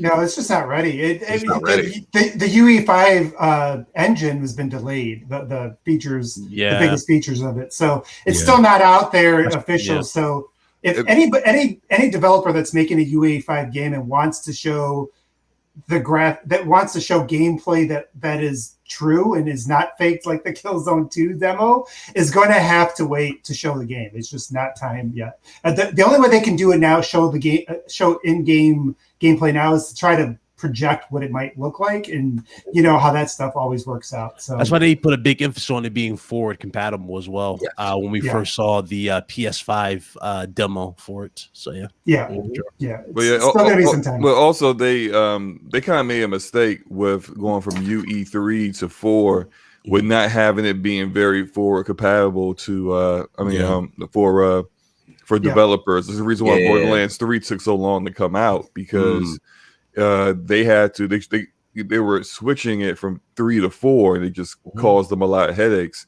Plus, Epic always said they wanted Fortnite to be the first game to have Unreal Engine 5 showcased, which is typical Epic. When they were doing Gears was always the very first game to have the next edition or update to Unreal. So it's always been like that for them. That's their showcase, and they want Fortnite to be like, because the engine has been designed always to be something that be licensed out. It's always been like a look at what you can do with our technology, and you pay us for it, of course. And so that's always been their MO, and how they make a large number of their revenue, and it's been that way even before Fortnite was the thing. So Fortnite has to be the game that starts it first, and then all the other games afterwards will start to implement it. And if they don't have it ready for Fortnite yet, and they made it, then other developers learning it aren't going to be able to do it any sooner than they can. Yeah, that's a great point, Slow-Mo. Yeah, that's a great point. So I do kind of want to switch gears here, and as we continue the conversation regarding Xbox. Microsoft is getting ready to kick off. Well, I think they have already kicked off their celebration of 20 years of Xbox, which is, I can't believe it's been 20 years. Like, I know, bro. I'm old. I know. I'm like, yo, that the was crazy big. part. It don't even feel like 20 years past. That's the stereotype. No, it don't. Like I was in my early 20s when the Xbox came out, and like OBM said, I didn't have kids. I have kids now. I was in my early 20s, and for those who didn't know, I was an Xbox Live beta tester. I'm gonna say that again. I had no idea. That's crazy. And it's great having OBM on, because I met OBM like 19 years ago on Xbox Live. And here we are, full circle. We're podcasting, talking about video games. So the power of Xbox Live to connect 20 people. Years, man, a whole decade. It's EB Games. Good times for me. Yeah. EB Games. Yeah. Classic. It's wild, but as I think back about the 20 years of Xbox, I mean, look, we could talk about some of their missteps and things like that, but there's also a lot of positive things that they've done for the industry too, in terms of moving things forward, like things like we probably don't even think about today. The Ethernet port in the back of a console, that was the OG Xbox, right? Which they got. I remember when the OG Xbox was announced, and they announced the Ethernet port, and everyone's like, well, why are you guys doing that? Like, no one has broadband Ethernet. Everyone's still at 56K. But I was one of those early adapters, like, you know what? I got to get broadband Ethernet now. I want to get on. I want to be an Xbox Live beta tester. I want to, experience that. And that's why I actually upgraded my cable service at the time, or my internet service from AOL 56K. If you guys remember AOL to Comcast, because Comcast was offering broadband at the time. So that, and then the internal hard drive, like that was big. That changed the way games were made. I love that feature. Yeah, me too. That was a huge one for me, bro. I was like, man, that was the biggest gripe for PS2 for me. I was like, dude, I had to get these little memory cards to save. I hated that proprietary memory card. Yeah, I hated that. I was like, but it was cool. It was more convenient. You can just play the game, have it stored there, and just literally go to the next one and keep it going. And it's like, this is something I was like, yo, dude, when is Sony going to get on board with something like that? And then lo and behold, that's what happened with PS3. But it's like Microsoft tried different things. I respected Microsoft at that time for it. It was like, bro, they were just having fun with the system. Like, you remember the light guns? Oh, dude, they were having fun with consoles back in the day, and it was like that's how you do it, and just expanding with it. And even with the media player on the Xbox, that was another good thing player. About. Yeah, I remember the media player. It was another good thing. It was like, I mean, cool. The ability to create your own custom soundtracks. Yes, baby. Remember that? Yeah, that was huge. Yeah, huge, bro. I remember playing Grand Theft Auto 3 or 4. I think it was it GTA 4, or was it? No, it was GTA San Andreas, right? Yeah. And I remember like having my own custom like soundtrack, like, and I'm like, yo, this is, you know, and a lot of people like OBM said earlier, I was not only was I an Xbox Live beta tester, but I was a moderator on the GameSpot forums for the Xbox, for the Xbox forums. That's how it's funny. That's how I long story short, that's how I actually we had Greg Casavin on a couple years ago from Supergiant Games. That's how I got Greg on, because Greg was the senior editor at the time at GameSpot, and he's so biased. I'm just kidding. I got into him about media, but that's a whole lot. That's a long. I miss Deadly Alliance, man. OG Xbox. Oh, good times. Good times. But you think about, you know, Halo launching on the OG Xbox, the impact that had on the industry, and there's a lot of other games, like the support of Sega. You know, the Dreamcast at that point was dead. And Sega really did a great job. Microsoft did a great job really building that relationship with Sega, getting a lot of those Sega exclusive games, Jet Set Radio Future, Shenmue 2, Panzer Dragoon. That was the goal, Jet Set Radio. Jet Set Radio. Yeah. I mean, and what else? I feel like I'm missing Crazy Taxi. Yep. Shenmue 2 was there. Shenmue 2, yep. Panzer Dragoon Orta, which was an Xbox exclusive. Was Gun Valkyrie, which I'm still waiting for them to re-release that. So I can play the better controls now. I like Gun Valkyrie though on the Xbox side. So remember, I don't know if y'all remember this game. It was called Dead to Rights. Yes, Dead to Rights with the dog. I remember Dead to Rights. Yes. Oh my God. Dead to Rights. That was it. Remember that joint? Yeah, but my I think my fondest memory of the OG Xbox though, or the biggest thing I thought they did, I mean, outside of Halo, was getting Ninja Gaiden as an exclusive. Yeah. Like that was huge. To get Itagaki-san slander the PlayStation brand. Remember Itagaki was like, that thing's trash. That PlayStation, like he was like, it's not powerful. Remember that? I remember that.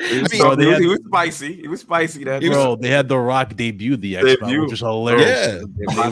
They tried everything with OG. Bro, let me tell you, like, Xbox for me is just. It was funny because you said, now I'm listening to all you guys' stories. Like it's all coming back because, you know, again, being a Sega kid, you know, obviously Dreamcast didn't survive, which hurt us, hurt me. So, you know, I remember initially hearing about Microsoft doing a console, and I rolled my eyes. I was like, what they doing?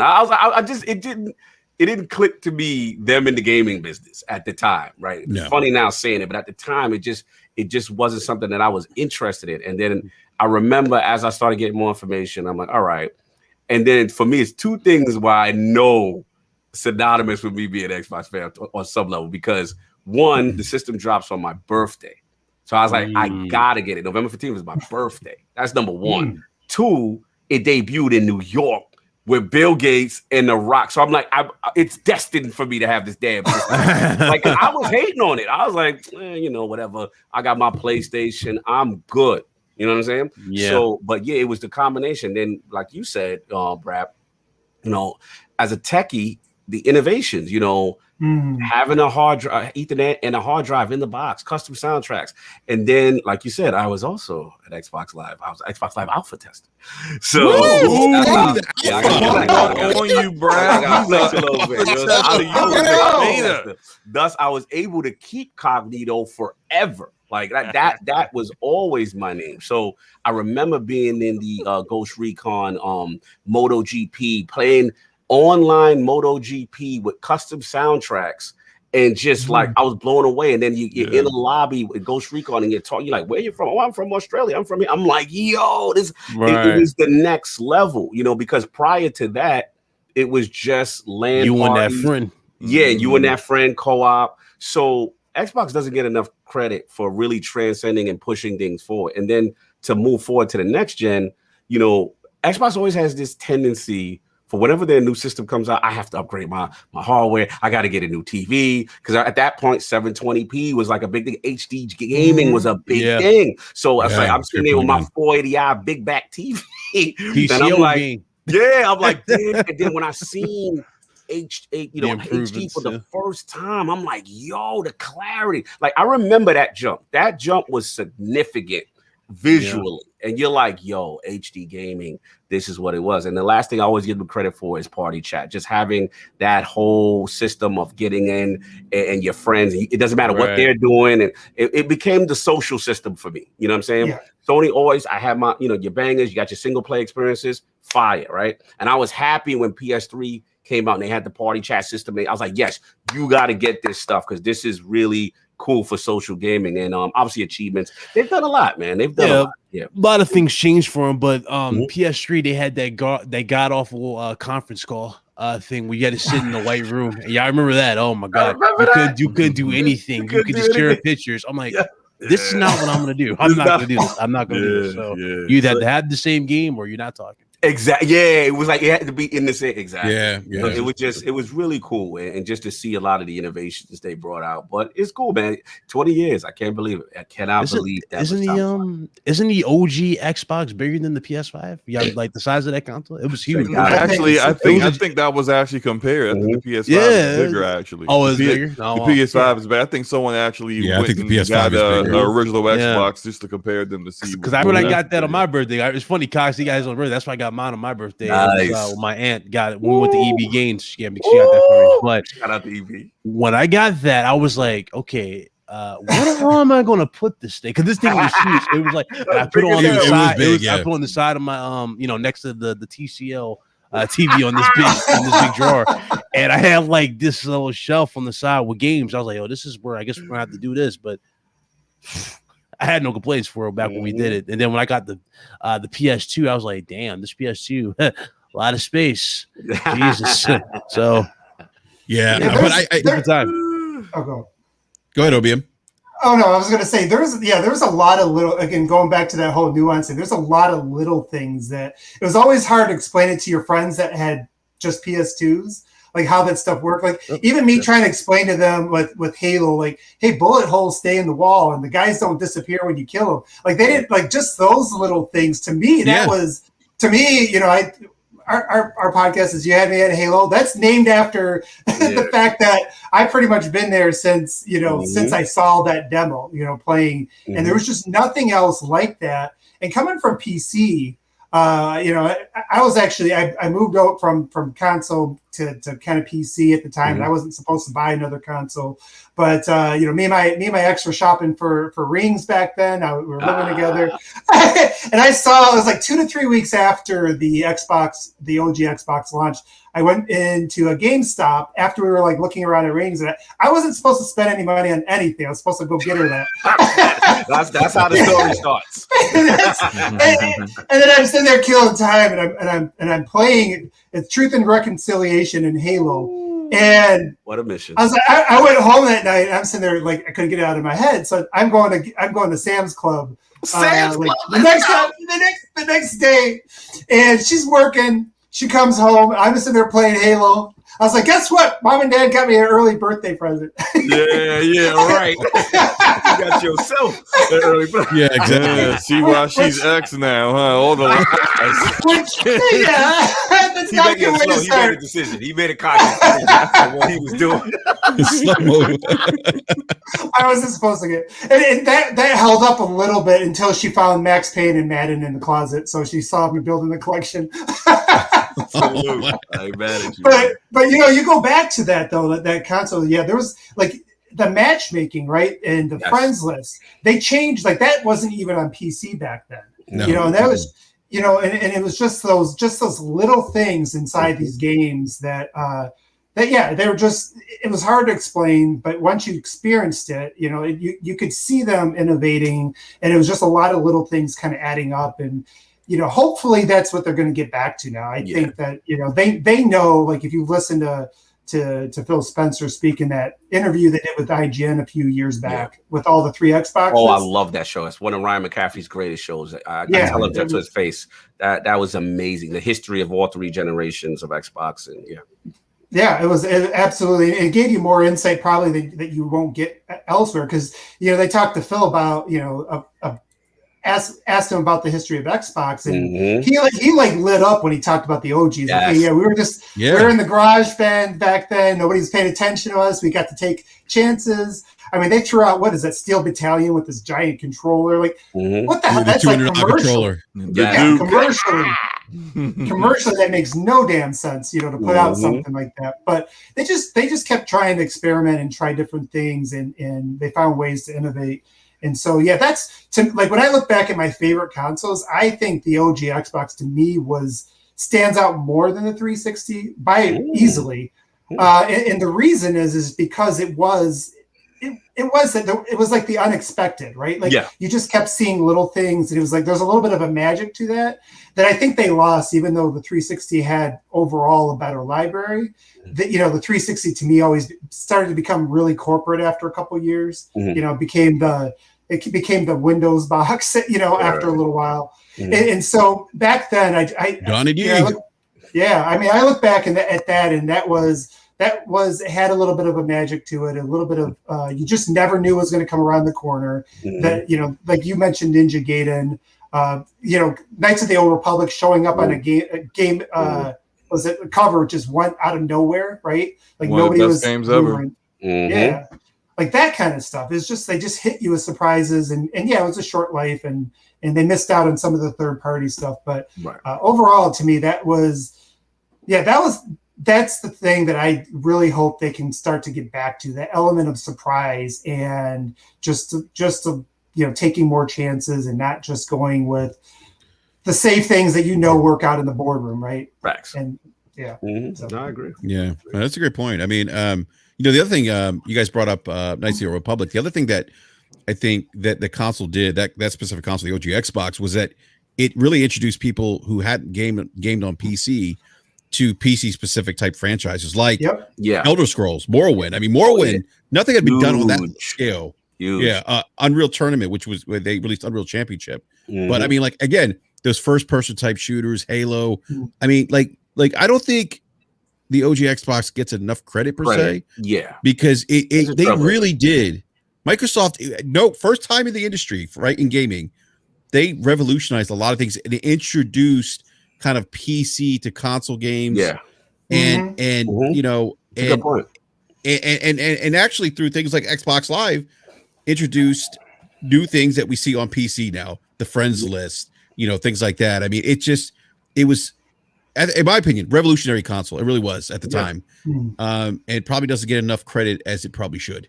No, I agree, especially the Halo part, because, you know, not that FPS wasn't on console at all prior, but the consensus before Halo was like, you really can't do a quality FPS on console. Right. That was the consensus, and to see them pull it off, and then with the graphical fidelity, and then the AI. I remember just throwing a grenade at the AI and the grunts, and see them scatter and move away, and was blown away. I was like, "Yo!" Like, they had trying to avoid me killing them. Like, this was mine. But I'm so used to the stupid AI, it just goes right at you. And I was like, it was little things, and I remember having that big old controller, but the camera buttons.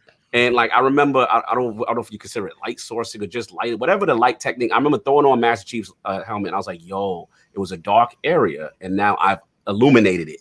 And like, these are little nuances. So yeah, Halo in this space proved a lot of things. And like you said, I think what we say, like, every little thing they did may not have been first, but it was the combination of all these things in a console space that was truly innovated and pushed gaming forward. There's no doubt they don't get enough credit for that in the console space, for sure. Yeah, no, absolutely. I mean, The other thing I was going to say too is in that short period of time, like we talked about the life cycle of that console, I think it was like 4 years, if I'm not mistaken. 4 years. Yep. Yeah, because they wanted to beat, Sony to the punch with the 360, because the PlayStation 3 would launch in 2006. But even then, like I think the one thing they did a really good job at was building and investing internally in some of these studios. Remember, EA didn't support the OG Xbox. Yeah. Remember the Xbox? Mad as a sports fan, they didn't have Madden for a while. I remember. No, they didn't. Remember XSN? Yeah, Xbox. PS2 was the sports console. I still think Inside College Drive football was at its all-time peak on PS2. Talk that 2005. 2005. I still gonna say Inside Drive was the most underrated sports franchise. I remember Inside Drive. It was the first game that had actual tendencies. If you think about that stuff now, that's like standard in games. It wasn't standard back then. XSN. I remember, EA. It was a big controversy. They didn't want to collaborate with the servers and put their games on Xbox Live. It was a while before that got resolved. But shout out to the legend Peter Moore making the deal happen, making it happen. You know what I'm saying, my man. There's a game for y'all. I'm gonna test y'all. Did y'all play The Warriors? Oh yeah, that was it. That was like the first Raw game we had back in the day. They were not playing no games with the Warriors. You know what I remember? I remember playing. This is actually one of my favorite movies, but John Carpenter's The Thing on the original Xbox. The Thing was fire. I still own that. I still have the copy of that game. But the ability of use in this pretty much a movie, like the movie, trying to keep your soldiers from freaking out. They start freaking out. You didn't know, like, one of them would disappear. You not realize they come back. He acting strange. You're like, yo, what's good with you? It turns out, imagine they took he's now that who he thought he was, time and made a AAA version out of that. Oh, that'd be fire. Yeah, like it just had all suspense. You had to look at their body language, kind of like that game LA Noire. Yes. And you had to tell who. That would be perfect. I would play. I mean, I'm talking about seriously. I would play that. I would play the hell out of that. That game. I wish I could play that game now. Like it's not backwards compatible, but the game's amazing. I mean, the fact that like you have to worry about the the mental stresses of your other teammates, that one of them could just freak out and just start shooting at you. Yep. Just because of the stress of what's going on with the aliens and everything, and everyone else being potentially not being who they say they are. Yeah. I gave this one guy the flamethrowers just to calm him down. That was a big mistake. 5 minutes later, he's shooting at me, the flamethrower at me. I'm like, dude, what are you doing? What are you doing? Yeah, I remember that game, bro. I remember that. It was for its time. It was a looker too. Like it was a good looking game. It would look good for its time. Yeah, absolutely. I remember that game. I had that game. Classic. BRAP is going away. He's in the bushes. Sure. All right. Well, I guess Kai. We hosting. Slow. You hosting. Yeah, I guess all right, I'm hosting now. Who remembers Home Alone? About Mass Effect Legendary Edition. No. Let me stop.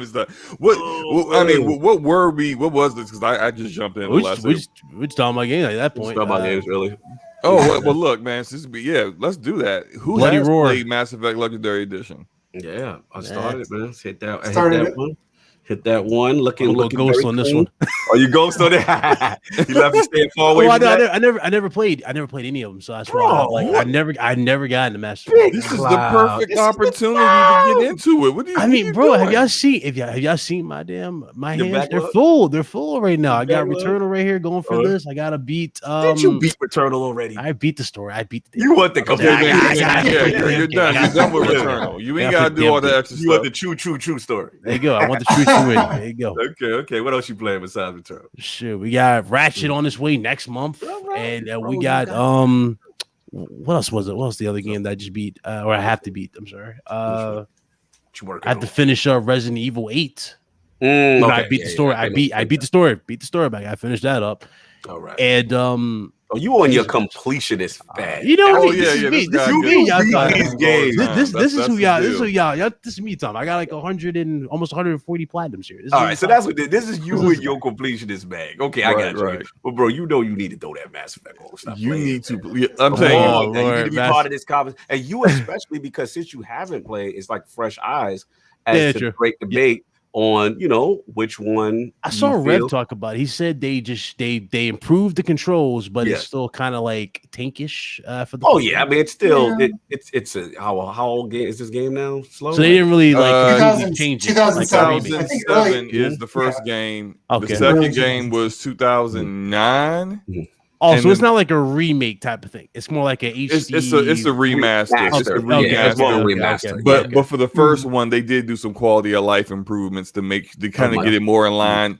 Not like completely bring it up to like 2021, but get it more in line with 2 and 3 because the first one was like more of a old school BioWare RPG, where the second and third ones were games that were where BioWare was kind of evolving their craft a little bit. Like the narrative trees still stay the same. So like seriously, like Ryan, you probably have seen a lot of other games that do what Mass Effect does, just because people saw how well that was executed, and then said, "Oh, we want to adapt that to what we do." Right. But Mass Effect does it better. Like even now, I'm playing the game and I'm just like the storytelling, the writing, like literally no one does it better than the old school BioWare. Absolutely. So I'm telling you, once you get started, like you're going to end up like dropping everything else. You're going to be like, the narrative, like literally I would say like within the first hour, you are completely engrossed and gripped. Like even me, I played this game. Why I can't stop. Like I still want. Yeah, but it's not just that though. It's truly fantastic writing, voice acting, character development, and it literally gives you the feeling that every single decision, it gives you that illusion, at least for most part, that every choice that you make has impact, especially personality, whether you want to be Paragon or Renegade, with the way you treat people. And it's just kind of like it's really, bro, as a gamer, you owe yourself to play this, bro. Come on now. Right? All right, it will be on the list. I will definitely play it, bro. That's all I'm saying. I will go for it. First hour in, I'm trust me. Well, and that's the thing you guys mentioned, like the writing, and it's interesting because like that's the one thing that ends up being timeless about that. Yes, game, right. You know, and for a lot, and first of all, I don't want to fraud. I beat the first one back in 2007 when it launched. I actually stepped away from gaming for a few years when the second and third came out, so I'm about to experience those for the first time. You're about to get your mind blown with Mass Effect 2. But even replaying the first one right now, it's like that writing, you don't see it all the time right now, and that was. BioWare was at the top of their game back in those days. And I did find that interesting because, like, you know, backwards compatibility for me was a bigger deal than it was maybe for a lot of people because I did step away for a few years during the back half of the 360. But a lot of those games, like when they didn't have all the technology that they do today, some of those games still, to me, I play those and I kind of miss that real focus. Like they got really good at certain things. Nowadays, it's like if you release a AAA game, you got to like check every box. I got to have RPG in there. I got to have, I got to have exploration. I got to have side missions in there. Back then, it's like they knew what they wanted to be. And like they really would hit those out of the park. And I'm kind of feeling that now too. It's like, because a lot of times, a lot of the story game, a lot of times they put these stories in these games today and they don't hit as well as BioWare's classics did. Yeah, classic BioWare, they were in their bag, man. And it's a shame that the BioWare now is probably not even a shell of the original team, that left with But yeah, it goes to show you they were just in the zone when it came to that series and writing and all that stuff. So yeah, man, it's like you said, it holds up. The narratives and everything, it truly does. The story definitely holds up. I think when you get to Mass Effect 2 and you start to see like how personal those storylines are, it's you're gonna get like your introduction into the universe with Mass Effect 1 and really like see how cool it all is with the world that they created, the universe they created, really. Yeah. And then you're gonna get like these super personal storylines that are like they take some of the crew from Mass Effect 1 and then let you know more about them on a deeper level, introduce these brand new characters that you had never seen before, and then see them on that same like level of writing and storytelling, the loyalty missions. are so good. Like I'm gonna take one of the most boring characters of the crew of Mass Effect 2, Jacob. Okay, Jacob he's not like the most unique dude there. This guy tells you, "Hey, look, man," and this is not going to be deep spoilers or anything, but like, "Hey, look, my father has been missing since I was a kid. Don't know where he is. I get this distress signal out of nowhere saying that the ship that he was on when he disappeared needs a rescue. I know we got this suicide mission to do. Can you help me with this?" And it's like all of the storyline, all the storytelling is not like, "Hey, look, man, I'm trying to go to the store and buy and buy something real quick. Can we do that before we go do this really important save the universe stuff?" It's like it's not like, hey, it doesn't make it easy on you to say, "We ain't got time for that. Yeah, we're trying to save the universe, bruh. Keep your personal problems to yourself," right? And then in just 30 minutes, you go from not really caring about Jacob, not caring about his father, to getting into some deep, like, you know what? They mad. The chat, man. They like spoilers. That's not spoilers. They mad. That's not spoil. I don't think that's spoilers. I'm not telling you how it turns out, but all I'm saying is that I'm setting up why the game incentivizes you to actually do that loyalty mission. Like there is no, you know what? That don't even seem like anything I feel like doing right now. All of it seems like something that you want to do, and that's just what really makes it so good. It's amazing. You gotta play it. No, absolutely. But gentlemen, I want to apologize having technical issues. I don't know what happened. You know how it is on PC sometimes. I lost the truth coming out. PCs don't have these issues, man. It's no longer a matter race. Oh man, I don't have these problems. I don't know what he's talking about. Yeah.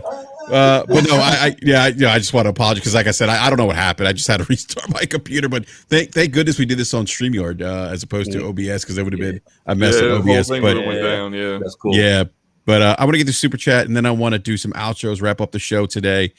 We got That's Guy Smitty with the $3 super chat, says, "Just stop by the show. Love. Got to catch the replay." Thank you for that super chat. Really appreciate it. But no, I just want to say, first of all, thank you to everyone in the live chat for coming out and hanging out with us today. Really appreciate the support. If you're new to the show, subscribe, hit the bell notification so you're alerted when we go live, and also smash that like button. Yes, and again, seriously, thank you for the support, everyone in the live chat. Also want to give a big shout out to our guest today. Want to give a big shout out to Big Cloud Gaming. Man, like we said, the start of the show, man. Awesome content, man. Keep up the great work. If you haven't checked out Big Cloud Gaming, you need to. He just had Housemark on. He's getting some great industry guests on. Puts out fantastic content. So thank you again, Big Cloud. Appreciate it, man. Let me know where they can find you. Oh yeah, we like Brad just said, we had Housemark on there last time, and we also had Blue Points fine there as well. Shout out to Arvin from Blue Point. But yeah, we're doing a lot of crazy things. We didn't have the show yesterday because certain guests couldn't make it, and we had to reschedule. So we're back this week. We have two big massive interviews for you guys, and one's for Saturday, one's for Friday. Nice. I'm not going to reveal those to Thursday, but these individuals know who they are, and I'm very excited for it. But yeah, Big Cloud Gaming, YouTube, Twitch, Twitter, representing that PlayStation. You already know how it is. Stay alive. But yeah, you'll see me there. Salute. Thanks for having me again. Thank you. And as always, pleasure. Cog, my brother, good to talk to you as always. Slow-mo. Yo. And good talking to you, Bad. Everybody. That'd be good. Yeah. Absolutely, man. Thank you again, Big Cloud. Always a pleasure having you on, sir. And then we got gentlemen again who I've known for like 19 years. It's crazy. I think about that. Like, and actually, you know what's funny? We actually didn't talk to each other for a couple years, and found each other on the Iron Lords podcast. Say word. In the live chat, I see one bad mother, and I've only ever known. You only know one. Oh, wow, that's crazy. Is this one bad mother from Xbox Live? And he's like, yeah. And I'm like, yo, what's going on? Iron Lords podcast. Bring the people together, goddamn. Put your hands together. Put your hands together. Yeah, Why? I never knew that. Yeah, true story. Wow. Oh wow, that's dope, bro. That's well, you know, Kyle, that's why I call you the mayor of these gaming streets. He's always bringing people together from all different sides, all different platforms. What kind of gaming? You know, and I'll be, you know, to be candid with you, you know, your show was one of the inspirations for me to even get into the content creation. Just the way that, you know, the way that you guys just really enjoy each other and just have, you know, use gaming as a way to unite people. I think that's it's been great. So it's been great to get on the show with you. That's awesome. And I'll have to try to jump into the try to jump into your party to do a raid finally. Absolutely. Whenever you're not interrupting, thinking that you're playing Destiny with us. You jumped in a raid with us. We was like, I was a level 10. That's the homie.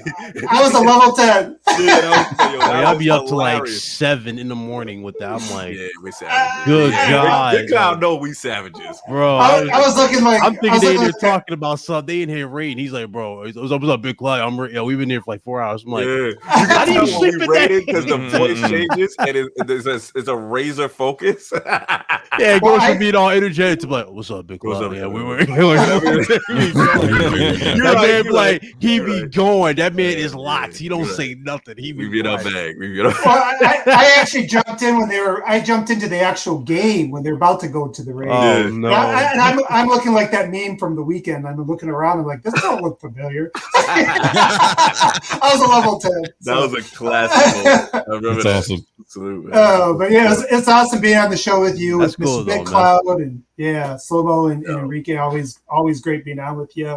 If anybody wants to find me, they can find me on Twitter at OneBadMother at mother_1. I do a lot of things now for Xbox Era. We do have you had me at Halo show. It's a Halo show. Nice. So if anybody's still a huge Halo fan, come join us. We just had a real great discussion on what makes Halo, what would make a great Halo. What does that even mean? We had that a couple of days ago. So look great that graphics. up. No, not great graphics. No. So Les Craig. You could have said that. Les Craig. There you go. Nah, I'm playing. I said, Big Cloud, you was doing so well. You've been improving. I've been loving your trajectory. We can't let you slide back to your old way. That's cheap. You know I gotta get him once. That was funny. It's a classic moment. It's funny, man.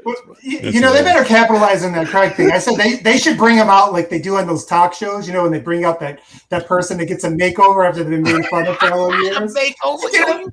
What I would like is them to actually have brutes that have hair. Like bring their hair back to the brutes because they always had hair, and then all of a sudden now all the brutes look like you know they've been shaving their heads or something. but what I want Craig to be the one brute with no hair, still with no hair. And like I want it to be some kind of comic relief moment for everyone. With him. You might as well keep the same. Have them as like all the real looking brutes are just like standing around, and Craig shows up, and they just look at him like. No, I mean, like, here's the thing. I made a joke out of it, but they can turn that into like a cool moment for you in the game because, like, they did that for Uncharted 4. Yeah, I remember when E3, when the game like it didn't run. It was like frozen. It was like kind of like still. They couldn't. And it was a trophy. There's a trophy in the game for that. And it's like, why not do that for Craig? Like have like a secret enemy who looks like Craig. Yep, just embrace it. Just embrace it. There's no way you're gonna erase that from our mind. You can't. Right. Facts. But that's all I got. Hey, but again, thanks for having me on again, Enrique. No, absolutely, Obi, man. Oh, seriously, always a pleasure, man. It's really cool. Like I said, we got to kind of reconnect again, and it just awesome, man. So always a pleasure having you on. And then we got Lord Cognito, you know, man. Always a pleasure, sir, having you on. Always. Yeah, man. let everyone know they could find you, good sir. Most people probably know, I would imagine. Every Sunday. No doubt. Every Sunday is the Lord's Day at Lord Cognito on Twitter. Check us out, man. First of all, salute you, BRAP. This was a fun show. A lot of good memories. Good to see Big Cloud up here. Good to see podcast with One Bad Mother. We've always been talking in the DMs and stuff like that. And I always like his mindset and his balance on things as well. Of course, Slow-Mo, the homie, the Mass Effect two GOAT destroying debates. The human encyclopedia, I call him, my man Slow-Mo. You know how I do. You know how we play. Shout out the DPS podcast. You guys had a great guest. You had Grub on and stuff. I just like to see all y'all building. BRAP, you've been building, man. I've been watching. I love what you're doing out here, man. Tremendous guests and stuff like that. So I love that we all support each other. You know what I'm saying? I think that is dope too. You know, we're all kind of going to the all family here. Facts, trajectory together. It goes back to that conversation. Game is supposed to unite instead of what? To unite, regardless. We all gonna have our opinions. We may disagree on certain things. That's cool, but we respect each other and we want to see each other win out here. And that to me is where it's about. None of that personal attack garbage and foolishness. So yeah, man, Sunday, big show tomorrow. Check us out, man. We will have from the legendary Bloomberg News, Jason Schreier will be back in the building. So we're going to talk, we're going to talk press reset. We're going to talk about these studios and the realities of that. You know, we got to talk a little crunch. You know what I'm saying? To see if that's never going to go away, bro. That's never going to go away. It's going to always be a conversation, a talking point. That's the crazy part. Yeah, man. Just talking about that. And, you know, obviously we had them before with Blood, Sweat, and Pixels. And, you know, we're seeing how our favorite games developed and some of the luck involved with it. And then obviously the reality of what's going on now with development studios. And what I like is he's actually going to be trying to provide some solutions. I know a lot of people, you know, not the biggest fans of Jason sometimes, but, you know, it's not just all about tearing studio down and stuff like that. It's about real stories, about real developers, real people who uproot their lives. So check it out. It's 1 p.m. Eastern tomorrow on ILP. Show some love. And if you don't like us, you know, I'll tell people that, because some people are like, I can't believe you had this person on. And I'm like, all right, see you next week. I don't know what to tell you. We're not going to stop being cool with our family. Right. We're not. Listen, he's a gamer. Exactly. He has a job. And at the end of the day, we're going to respect everybody that comes in, you know, and, you know, we want, to me, it's closed-minded to only hear people you 100% agree with. You know what I'm saying? So we're never gonna be that podcast. So it's gonna be times you can be like, yo, I don't like that guest. That's cool. See you next week. But if you like it, if you still want to learn, if you trust the Lords, you know it should be fun. You know what I'm saying? So that's all I gotta say. But that's what it is. And BRAP, thanks for the invite, bro. It's good to be back. Absolutely. No, thanks for coming on, Cog, again. Always a pleasure. Love having the ILP on. We had Lord King on a couple weeks ago on the BRAP rant. So always great time. So we also got my man Slow-Mo Backslap, who is a co-host here on BRAP and co-host on DPS podcast, which you guys had a great show by the other way with Sir Jeff Grubb. That was an awesome show. Slow-Mo, let everyone know where they can find you, man. Yo, you can find me on my YouTube channel, Slow-Mo Backslap. I'm probably later today going to do... So this is what I've been doing. I've been playing Mass Effect Legendary Edition on PlayStation 5 and on PC. And my PC runs... 2 playthroughs, man. I got my Fem Chef and my Male Chef. So like I'm doing... Okay. So I'm doing my second episode or my second live stream of Mass Effect will be a little bit later today. Just want to make sure I got everything, all my family stuff together before I go live. So check that out. Check out DPS podcast. That's Damage Per Second podcast. You know, for those who aren't into looter shooters, don't know what DPS means. Damage Per Second podcast will be on Forte, Gaming Forte's channel next Thursday, 9 p.m. Eastern. We might have another guest, you know, lined up, you know, another Jeff Grubb kind of guest coming through. So you know, come check us out. You know, hang out. Forte say something crazy once again. You know, I'll have to check him once again. That's always a given, Slow-Mo. That's a given. Right. Well, that fraud, I'm coming from my console. Oh, yo, get him. Don't let him look. He owe one bad one too. Bro, everybody. Tell talk, bro. He ran his mouth too much. He's like, I got you guys covered. I'm like, okay. He ain't got anybody a single console yet, man. That man finessed everybody. I don't want to hear it. Call him Ponzi Scheme Forte. Oh man, gaming Ponzi. Gaming Ponzi Scheme. But no, great show, guys. Great chat. Really enjoyed myself as usual. Y'all enjoy y'all Saturday, man. Play some games, enjoy your family, you know, all that good stuff. No doubt.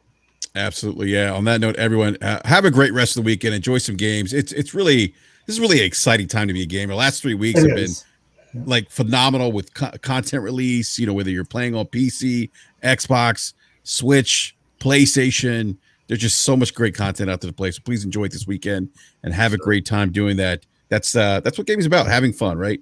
Having fun and enjoying the experience. So on that note, we are out. BRAP will be back next Wednesday, 9 p.m. Eastern time. We may have a guest on. I'm still working on confirmation. Could be another gaming journalist, but just keep an eye out for that. I'll put it out on the Twitters once I confirm, but regardless, we'll be back Wednesday night, 9 p.m. Eastern time. So on that note, we're out, everyone. Enjoy your weekend. We'll see you next time. Peace.